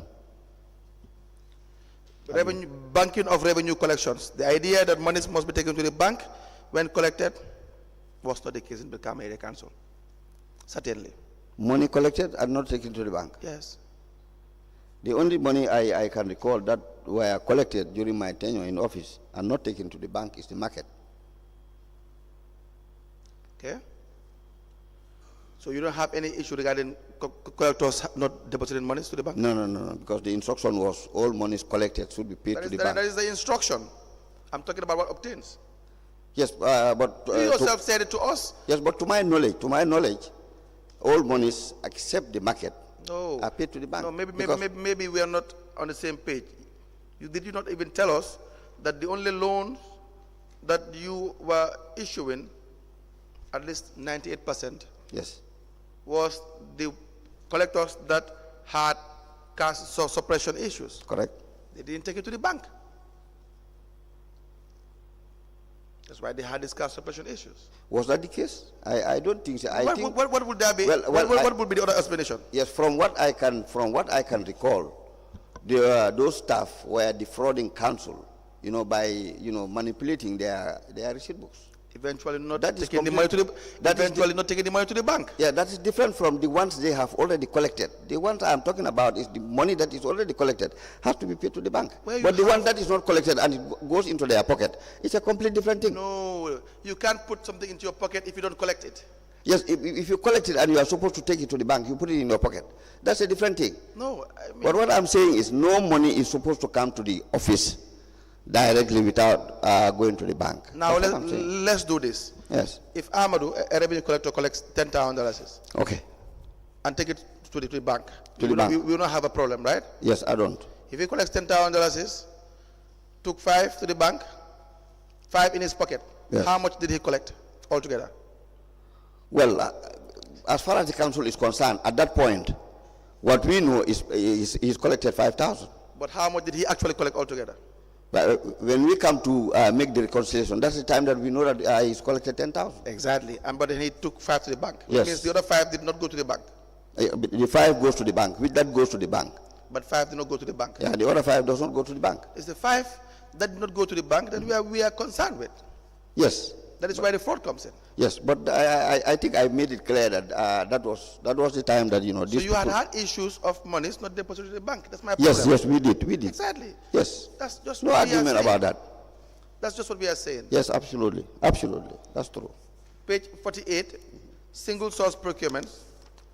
Why would you authorize single source procurement way above the threshold? You had a contract of one Mustafa Mane awarded an amount of $117,000 for the transportation of 26 trips of garbage from Yundum and Willingara to Tamba Nana dump site.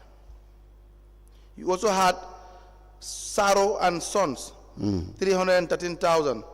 Final payment for resurfacing of access road to, you see, even me, I don't even understand these contracts, the description. What is resurfacing of access roads to Farato village? Is to fill the potholes. Fill the potholes. Fill the potholes with gravel and level it. Yes. And that's the amount of 313,000. Yeah, it depends on the distance of that particular. I agree. Yes. I agree. Yes. Everything depends on everything. But then the point is, you must follow due process. Why would you single source this? Uh, well, that's not correct. Where will you single source it? That's not correct. You have LS Contractors Limited, $164,054. Payment of first part, payment of works within the council ground. Do you recall this? Yes, I think this one was the how to call it, the pavement, Yes. Pavement at the council. Yes. Yes, the council grounds. The council ground. Yes, council grounds with. Why were all these single sourced? Why?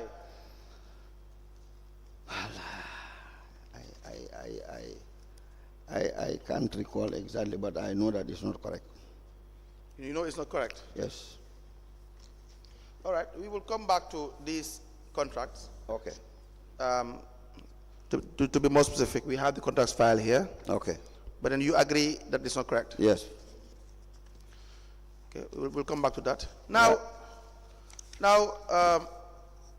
that's all for the 2018, at least for the most part of it. Okay. If there are questions for 2018, we can have the witness answer them before we move back to the issues regarding the consultancies you have awarded. Yeah, Mr.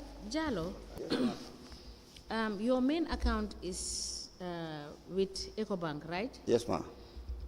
And it is also true, looking at that account, Yes, ma'am. during your tenure in 2018, Yes, ma'am. some staff were withdrawing huge sums of money. Why was that the case? Huge sums of money. Maybe salaries. Salaries? Should be salaries. It has to be salaries. Yes. Okay, I will give you the EcoBank account. You look at, for instance, let's take Yaya Ba's case. On the 9th of August 2018, he withdrew the sum of 474,204.33 bututs. That is on the 9th of August 2018. On that same 9th of August 2018, he withdrew the sum of 750,000. On that same 9th of August, he again went back to the bank and withdrew 750,000. On that same 9th of August 2018, he withdrew 310,000. And just to select a few, Lamin Suso, that same 9th of August, I just gave you, you understand, a group, you understand, within a specific period of time. And when I ask you, you said is salary.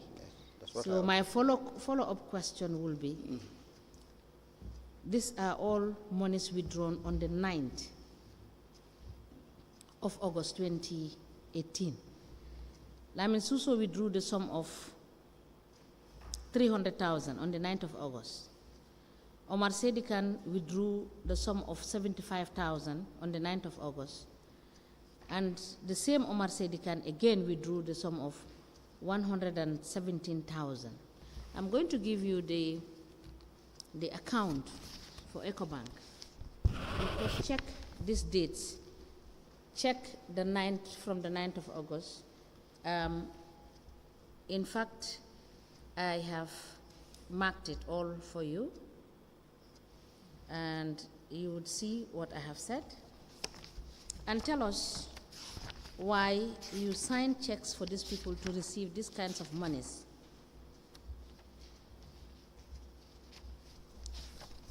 Can you please give the witness?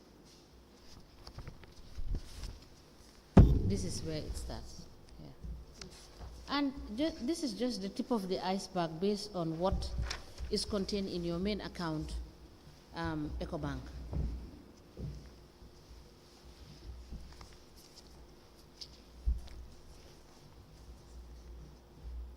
And you can flip through the page, the next page.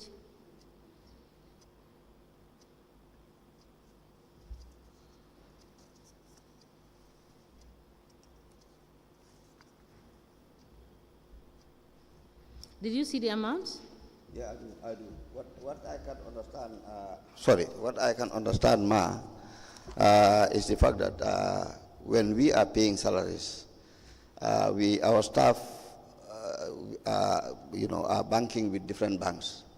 So we will list the staff that are at EcoBank, and then we will list the staff at Trust Bank, for example, and other financial institutions. And then checks will be prepared, for those banks, for those staff. That's what I understand. But I don't think these are monies that are withdrawn for their own personal purpose. Mr. Jallow, nobody is saying that these monies were withdrawn for their personal purposes. Yeah. We want to know why these monies are withdrawn. Yes, they are. And you have, just hold on. Yes. You have said these monies are withdrawn for the purpose of paying salaries. Yes, most of them. So is this the time of the month that you pay salaries, the 9th? Yes, of the month? sometimes we find it difficult, and more. No, just hold on. Okay. This is on the 9th. Yes. And 3 people have withdrawn over,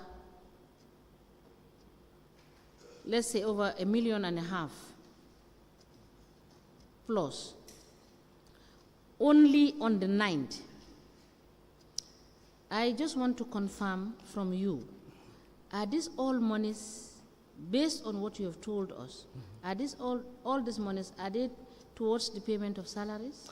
Yes, I think. So it's not, that we will take your evidence, but you are going to go to the accountant, to our financial consultant, and you will check the vouchers, because for everything that has been collected from Brikama Area Council, we have noted it. So you will check this, and you let us have the vouchers showing that these monies that these people collected was for the purpose of payment of salaries. Okay. And if they pay to any other bank, you will state for us which bank these monies were transferred to, because these are cash withdrawals. Okay, all right. Okay. Right? Okay. So that we can we can confirm your evidence that these monies that have been collected by different staff of the council, they were for the purposes of paying salaries. Okay. All right? Please note that. Okay, all right. Can I please have the account statement? So, can I have a list of the? Yes, let me give you the list. Yes, please. Just for the 9th of August. Yes. In fact, what you are going to do, this is just a sample. I'm just giving you an example. So what you are going to do for us is for all the monies that have been withdrawn by the staff, cash, we need the evidence to show where the monies went to. If it is payment of salary, we know that this is for payment of salary. It is for goods or services. We see the vouchers and cross-check it with the withdrawals to see who received what money. Okay. All right? Okay. Okay. Because your financial manual, I know, you know that better than I do, has given you very clear, unambiguous guidelines as to what to do when you contract for services, when you contract for goods, and when you are paying salary. Very well, very well. Right? Very well. Thank you. Council, you may proceed.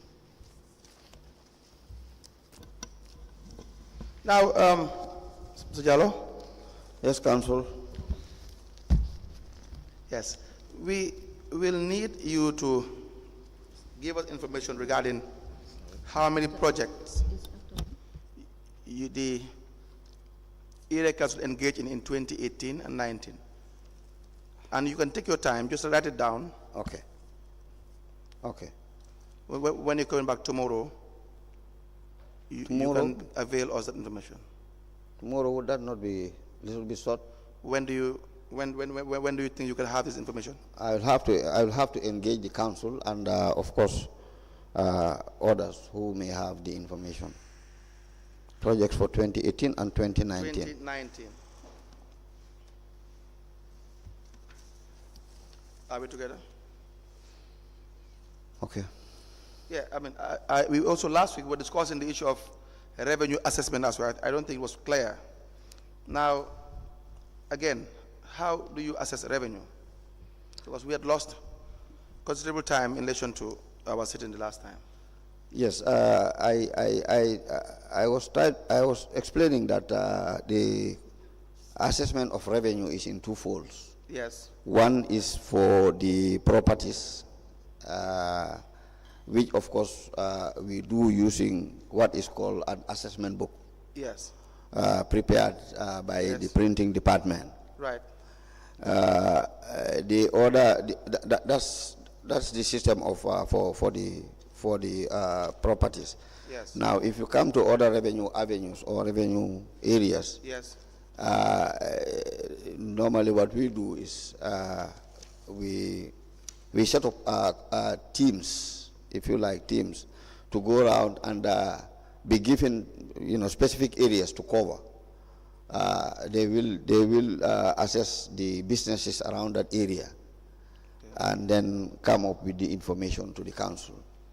Now, yes, please proceed. Yes, I was just saying that in that process, we make sure that any collector who is supposed to be posted at a particular area is not part of that team. That assessment team for that particular area where he is going to be posted for collection.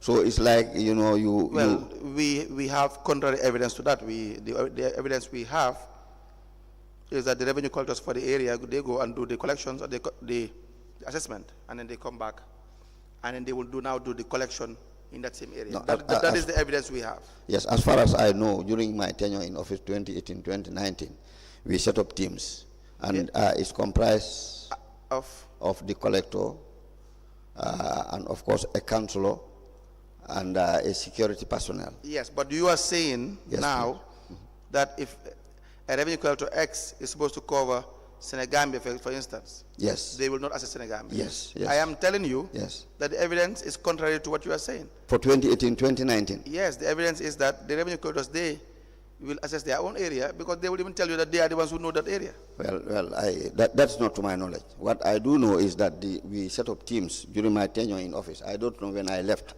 but during my tenure in office, we set up teams. Now, how do you set up this team? Yes. Is it in writing? No, not in writing. Who set up these teams? Well, management, of course, headed by me. If management does any act or take any decision, they will have to have it in writing. It will be in minutes. Well, I don't think it was in writing. If you do things on your own, probably there will not be documentation, maybe. It was not maybe it's a management decision. Management can only give or have a decision based on minutes of management. No, these were strategies that we use, who? That's management, of course. Where is the evidence? No, it's not written. Then it's you, yes, in particular. Yes. And not management. Yes, I should have, right on that particular this thing. I am not saying there must be a management meeting to set up teams. I'm not saying that. But I'm saying that if you are saying it's a management decision, I am saying management can only come up with a decision based on a meeting that you have had. No, this thing starts at the level of the council. What do you normally mean? Yes, that's what I can. It starts at the level of the council. Please explain. Where the council decides when it is time to conduct the assessment. Conduct the assessment, and then what I can recall during my tenure in office, we thought it wise that we set up teams comprising of people from different districts, of course, including councillors. That makes sense a lot. Including councillors. Yes. So that we are able to have that kind of assessment. Yes. Which of course will clearly indicate the revenue that we have for that particular area. I understand that. Yeah. Now, did you as the CEO in 2018 set up teams, you yourself, or following any procedure, set up teams to assess the revenue? Yeah, I think it's 2018, 2019. I can't recall exactly, but 2018. I can recall that we used to set up teams to go and do this assessment for these other types of revenue. From your answer, it seems as if you are sure that the teams were set up, but you didn't take part in them. In that. Who? You. I didn't take part. I'm part of management. Again. Yes. We had already said management did not set up these teams because you don't have any meetings regarding the setting up of these teams. No. What I said is the decision is taken at the level. Now, when these teams go out in the field to conduct the assessment, what is next? How do they report to you? Yeah, they bring their report to the director of finance. Yes. And, through the director of finance, and then to my office. So you will be a report will be submitted to you. Yes. For every area. Yes. In what form will it take? This assessment. Well, I can't recall. I'm not sure whether it is documented, unless and until if I ask. Mr. Jallow, you are the longest serving CEO, correct? Pardon? Is the longest serving CEO, is it you? Yes, but not only for Brikama Area Council. Not only? Yes. You said so. You said not only what? Brikama Area Council. Yes, that gives you wealth of experience. The fact that it's not only Brikama Area Council. Absolutely. It's a wealth of experience. Yes. So, how do they report to you? Yeah, after the exercise, they bring in the reports. Is it documented? That I am not sure. Mr. Jallow, we must know. It's been quite a while. I cannot recall sorry, that. Mr. Jallow, I believe you will appreciate that we are not here sitting to joke with issues, right? Mm-hmm. I'm talking to you, Mr. Jallow. Yes, I'm listening. We are not sitting here to joke with issues. Absolutely, I know. We are being paid taxpayers' money to find out what went wrong. Yes. And the minimum we can do Yes. is to respect the ordinary Gambian Yes. whose monies we are being paid to do this job. Yes. And the minimum we expect from anybody that is sitting on that seat where you are sitting to give us correct and right answers Yes. to the best of your ability. Yes. And not to mislead the commission. Yes. And not to joke with the commission. Yes. Because it will be the height of dishonesty and disservice to the people of the Gambia. Right? So please answer the questions honestly and to the best of your ability. Yes. If there are reports, say that there are reports. So I don't want to remind you of that because we do understand that there have been issues, but trying to run away from liability or blame is not what is going to solve the issues. We all know what the problems are, and we are just trying to make sure that the problems would not be repeated and cannot be repeated at the end of this exercise. Did you get that? Yeah, I do. So please answer the question. I do. What I'm also appealing for is the fact that since I left office, it's been a while. Yes.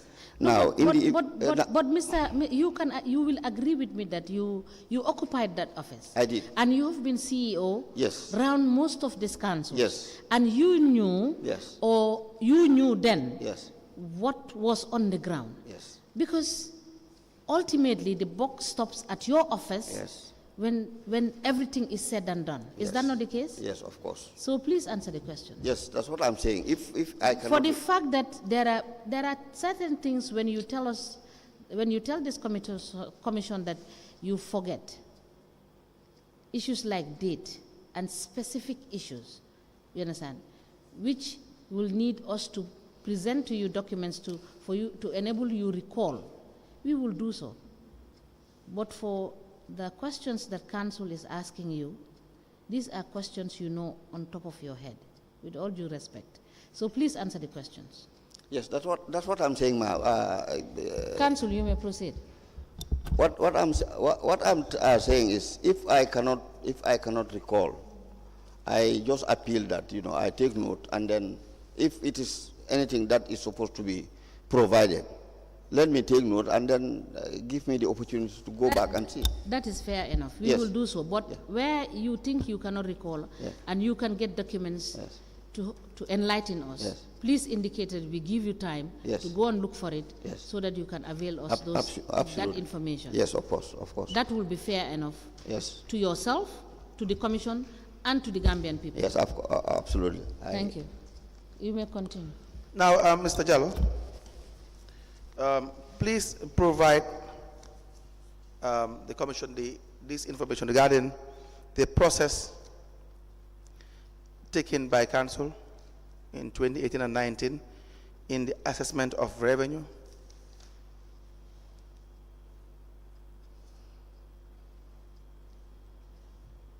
Do you follow? Okay. Yeah, and just to remind you, you can just make reference to the financial manual in relation to the role of the Director of Finance, 204, page 10, paragraph J, L, L, which says correctly assess revenue in accordance with the relevant laws or bylaws and to secure its punctual collection. So we will be grateful if you now tell us in 2018-19 the process in relation to the collection of revenue. You understand how you assess the revenue in 2018 and 19? Yes, I did mention the other one. Yes, just take your time. You've asked to be given time to provide this information. Yes, what I cannot confirm is anything that is in writing. Yes, but I can explain the process. I said the process. You've asked for time. We'll give you time so that we can deal with the matter adequately. Yes, I said the process is in two folds, two types of revenue. One is the one that deals with the property, which we use, through an assessment book. Now, come with the documentation. Yes. If you can. Yes. In your next appearance, so that we deal with the matter of revenue assessment. Okay. All right. If you mention any document, we will expect that you provide us with. Okay. The relevant documentation. In the case of the assessment book, yes. if a sample will do. Yes. A sample will do. Okay. Let's see. Yes. No, a sample will not do. We need you to give us the assessment you used in 2018 as CEO. All the assessment books? Yes, the 2018 and 2019. All the assessment books? Yes, the assessments you did on all the revenue lines, on all the areas, because this is going to feed onto what you have budgeted for and what your actuals were. Without us having that, we will not be able to discuss your budget and to know how much you generated in 2018 and in 2019, i.e. to reconfirm your recurrent and capital expenditures in those 2 years. So we need the exact and the ones you used, you understand, for the collection of tax. All right? Okay. Thank you. Do you mind to write that down, sir? Yeah, I've already noted it down, but I know it's going to be a mountain to climb because all the assessment books will be... Mr. Jallow, it cannot be a mountain to climb because these are assessments that the groups you said you had them into groups that will do the assessment, and it is based on that assessment that they will go back to the field to collect revenue. So unless you tell us that you were acting very fraudulently in the execution of the budgets of 2018 and 2019, if we don't see the assessments reports, that is the only thing that will explain the fraudulent nature of transactions done in 18 and 19. Because we have to ascertain what you projected based on the assessment, what you actually collected on the ground, and because you have it on the records in your bank statements to prove that this is what you had. And we have, you recall that we have the cash books of the so-called cash books of the collectors. We have them. Okay. So all that is going to be done forensically to see what you are telling us, whether it's actually what is on the ground, as per the revenues you collected and the expenditures you made during this period. All right? Okay. Thank you. Any other question from the commissioners?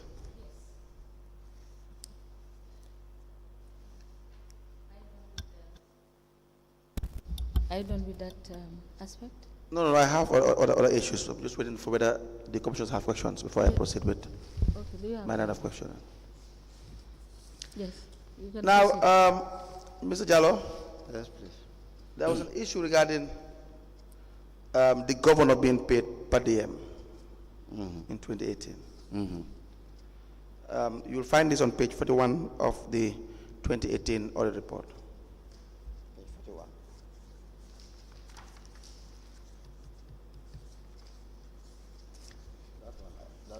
That one I can recall. If Yes, you it says, let me just first read you the findings.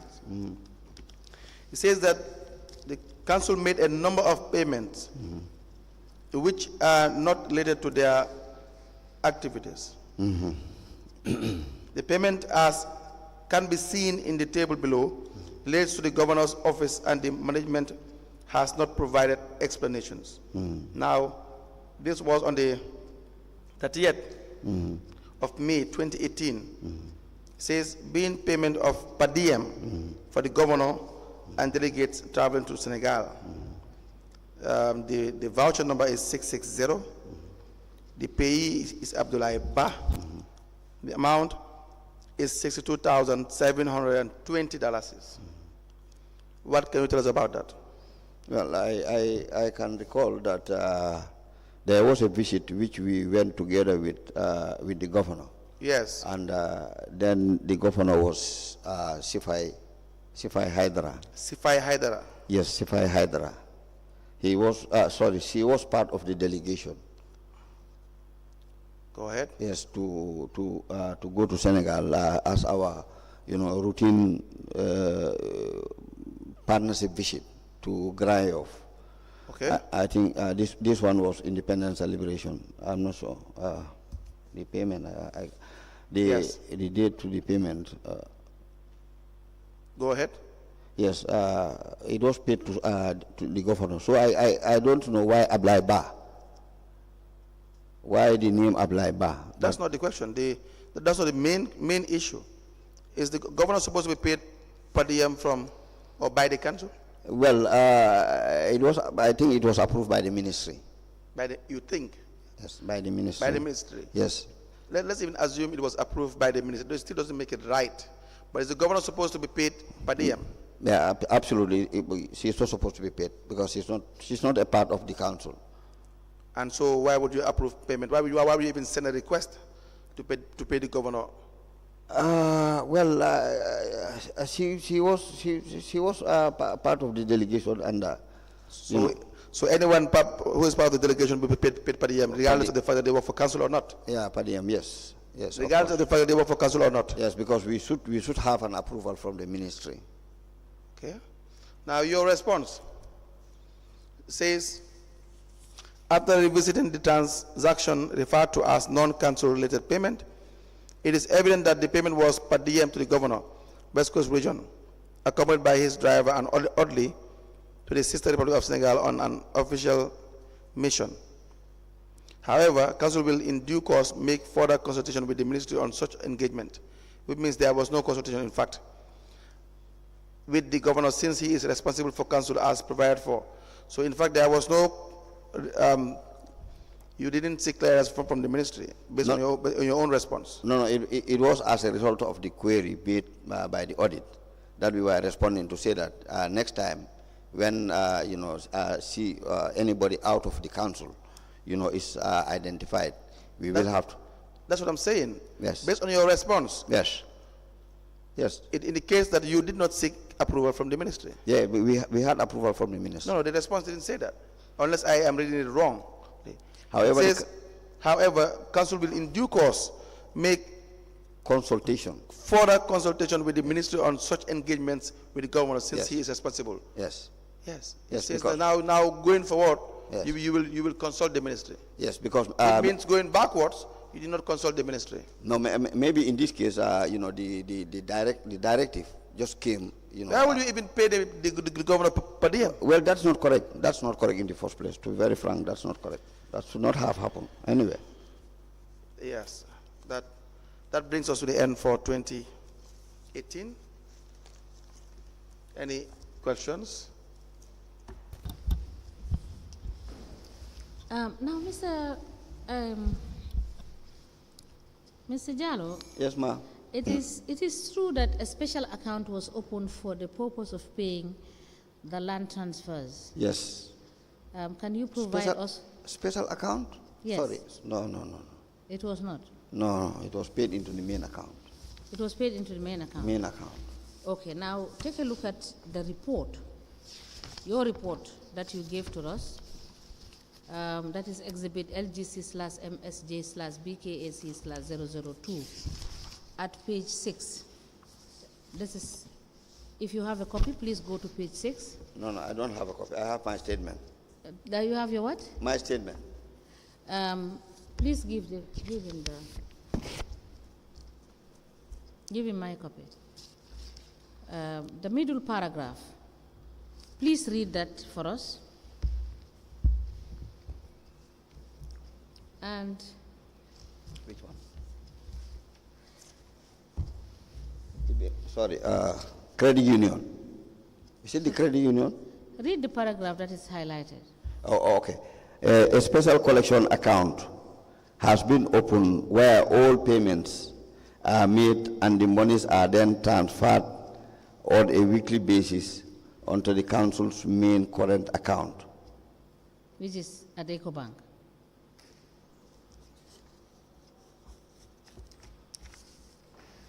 This is a report you gave to us, which has been admitted in evidence. Is that correct?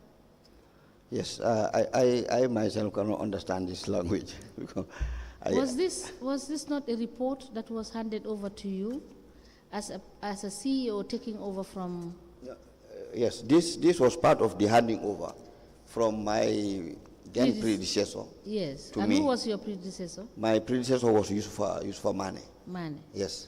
Yes. But but did you sign this report? yes, we did. So did you go through this report? It's not a report. It's a handing over. Yes, handing over notes. Yes. Whatever you call it, a handing over yes. note or report or Yes. Yes. handing over. Yes, we did. Let me use your own terms. Yes, we did. You read that. Yes, we did. So Prior what to- does that paragraph say? I think what it is indicating, You don't interpret it. You tell us what it is saying there, right there. what it is saying is that there was an account. And there is an account. No, as far as I'm concerned, that account. Okay, now never hold on exists. to that. Take a look at the EcoBank for 2018 and show us where the transfer of. Can you please hand this over to the witness?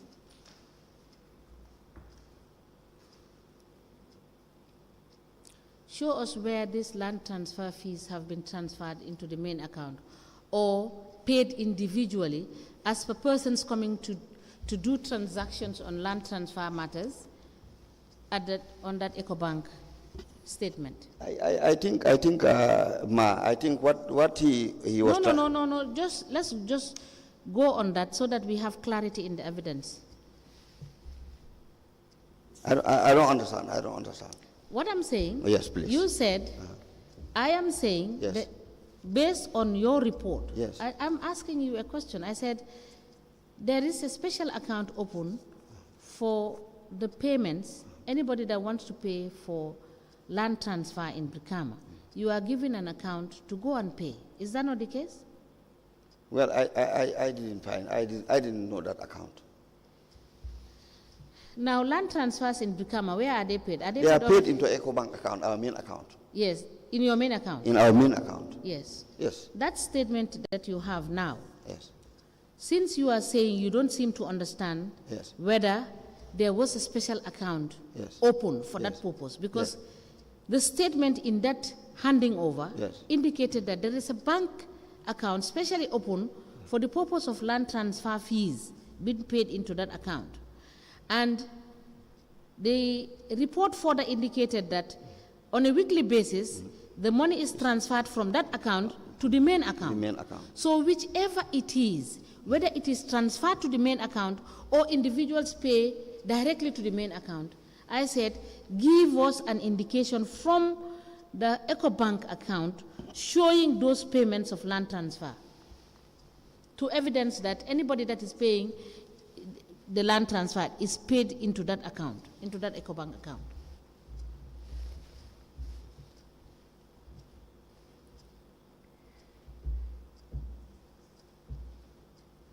Is it there? I cannot even understand this because as far as we will give you time. As far as I'm concerned. We will give you time. I will put that question on hold. When we come back lunch break, we will give you the accounts. You go through them during lunch break and check the payments so that you can highlight to us the payments made by people in your that main EcoBank account on the transfer of land. This one? Yes.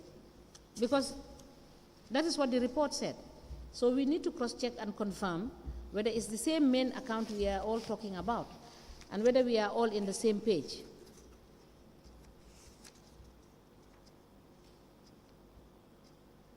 Don't worry. We will put that question on hold. When we come back after lunch break, you will have had the opportunity to check the bank statement. All right? Okay, ma'am. All right, thank you. So now, please tell us, how many advisory positions do you have at the level of the council? How many? Advisory positions do you have at the level of the council? What type of advisory position? Advisory, people that you have retained as advisors to the council. No, do you have any advisory we don't. People that you have retained and paying as advisors to the council? No, I don't. No. You don't have people that have been on your payroll? No. All right. Now, you have indicated that there is partnership with EcoBank and Reliance, right? Yes, with Reliance. Yes. Apart from these two, which other businesses or companies or associations that you have had that during your tenure you were partnering with in doing business? When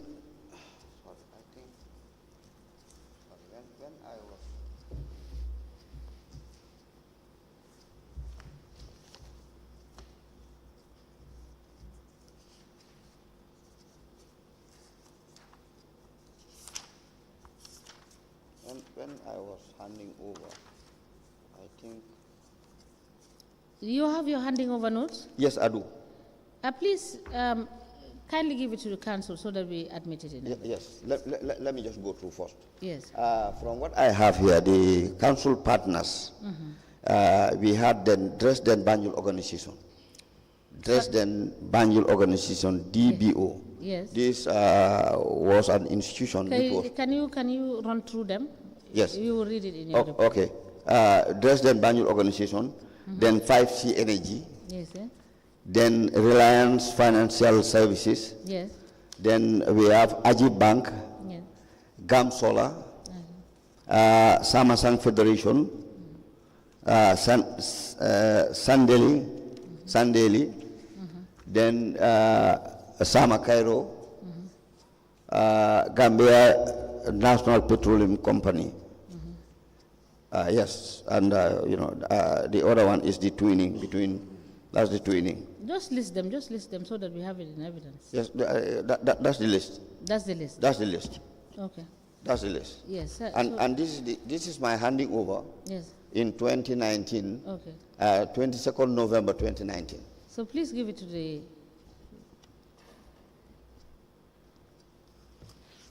council. Can we admit that document?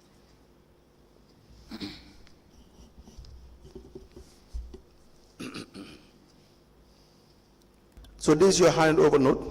Yes. Correct? Yes. Which year was it, 2019? 2019, November. Who did you hand over to? Mr. Momodi Jonga. Sorry, Mr. Momodi Jonga. From you, Ma'am Sait Jallow, yes, to Momodi Jonga. Yes, please. Take it over as CEO. Yes, please. This was in November 22nd, 2019. Yes, please. Correct? Yes, please. We apply to tender the handover notes of Mr. Ma'am Sait Jallow, CEO of Brikama Area Council. The witness currently in the stand. The document is signed by the witness, Ma'am Sait Jallow, handed over CEO, and Mabudu Jonga taking over as CEO.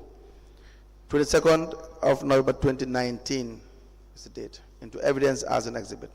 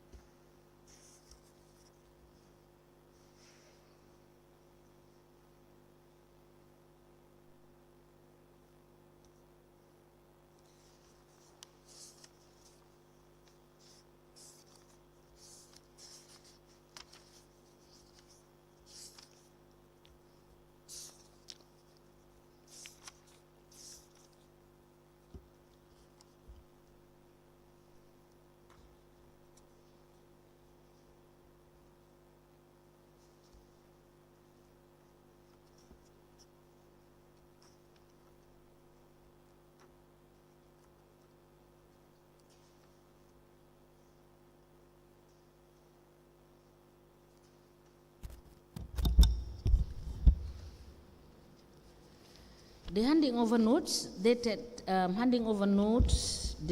the 22nd of November 2019 between Mam Sait Jallow, handing over CEO, to Modu Jonga taking over CEO. The said handing over notes is admitted in evidence and marked as LGC/MSJ/BKAC/004. As the Commission places. Yes. Now, my further question to this is, aside from the companies, the organizations you listed, is Brikama Area Council a shareholder in any business entity? Shareholder, no. That you were aware of or you participated in during 2018-19? No. And aside from the legal advisor that you retained, do you have any other advisors? No. Did you retain any other advisors? No. Political or otherwise, economic, environmental? No. During the course of your tenure, did you increase any allowances? Increase allowances? Did you increase any of the allowances that you were paying to both the senior and the junior staff of the council? No. Now, how many landed properties does the council have? Well, I think it should be in the council register, property register.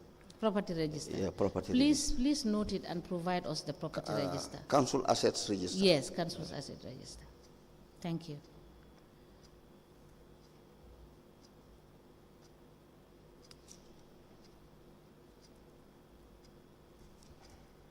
Okay. Are you done? Yeah. Okay. Now, do you have a loan policy? We don't. You don't have a loan policy? No, we don't. But during 2018 and 19, you gave out loans to staff? Yes. If it is going, it's one or two. So, but that was not guided by any policy? No. But were you able to recover the loans that you gave out? Were you able to get the staff repay all the loans? Yes, they did. They repaid everything. Until when I left. So please provide us with evidence to show that 2018, 2019, during your tenure, the staff that took loan repaid the said loans.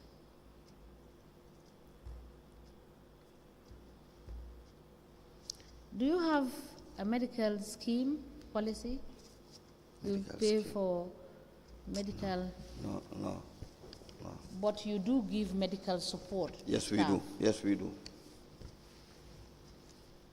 And why didn't you have these policies in place to guide you as to how to prudently manage these issues? We didn't. We should have had, but we didn't, to be very frank. We didn't. Where the loan policy, the health policy, were they not captured in your strategic plan? Yeah, they should be. They should be in the strategic plan.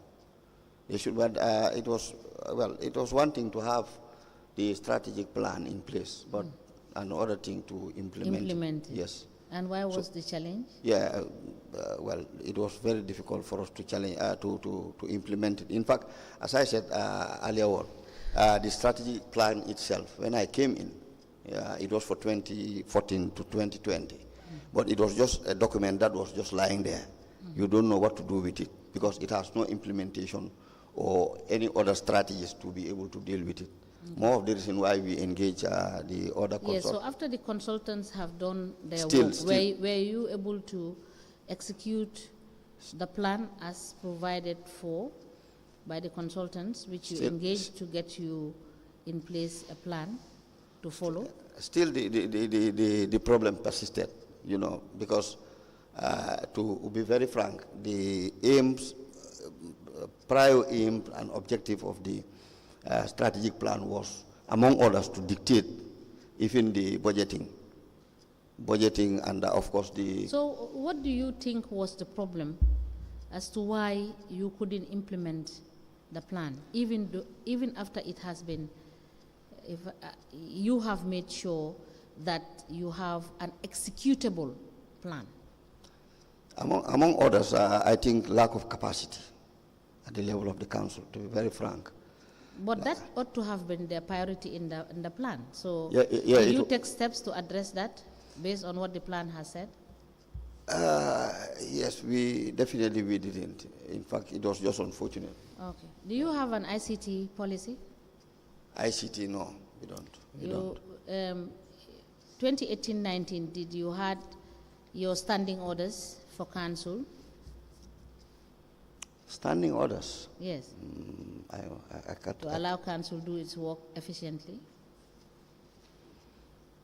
You see, the system we had... no, you answer first, then you explain. Did you have standing orders? No, I don't think. All right. I don't think.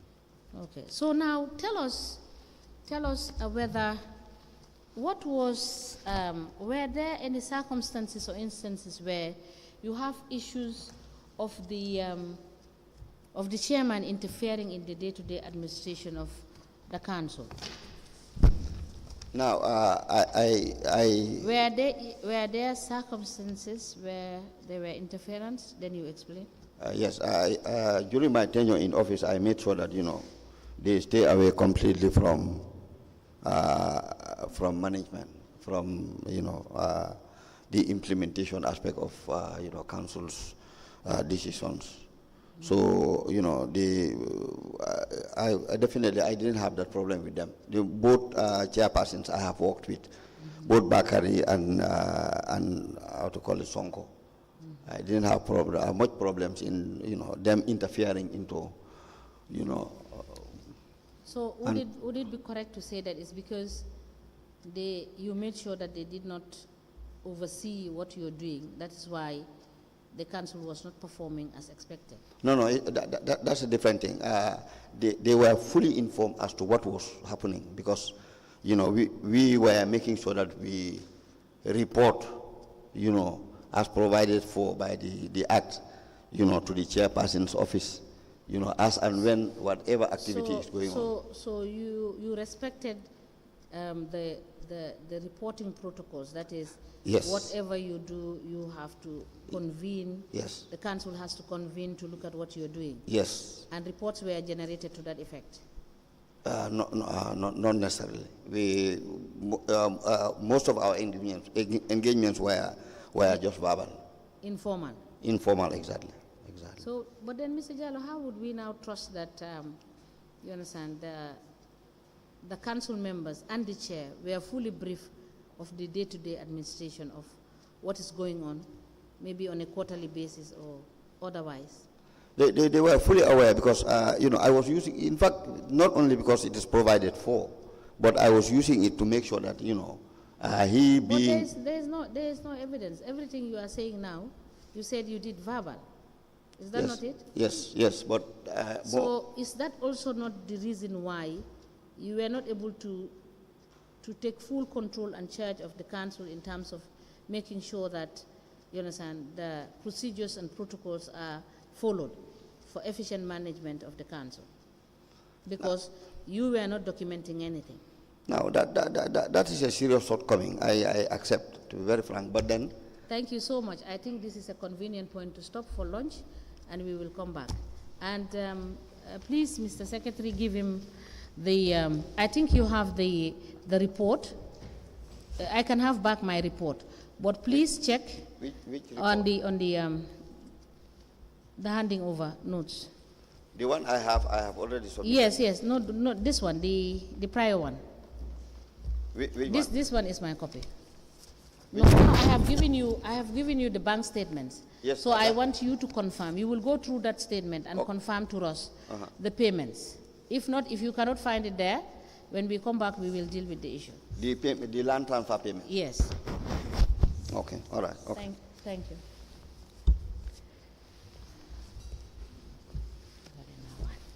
We may rise.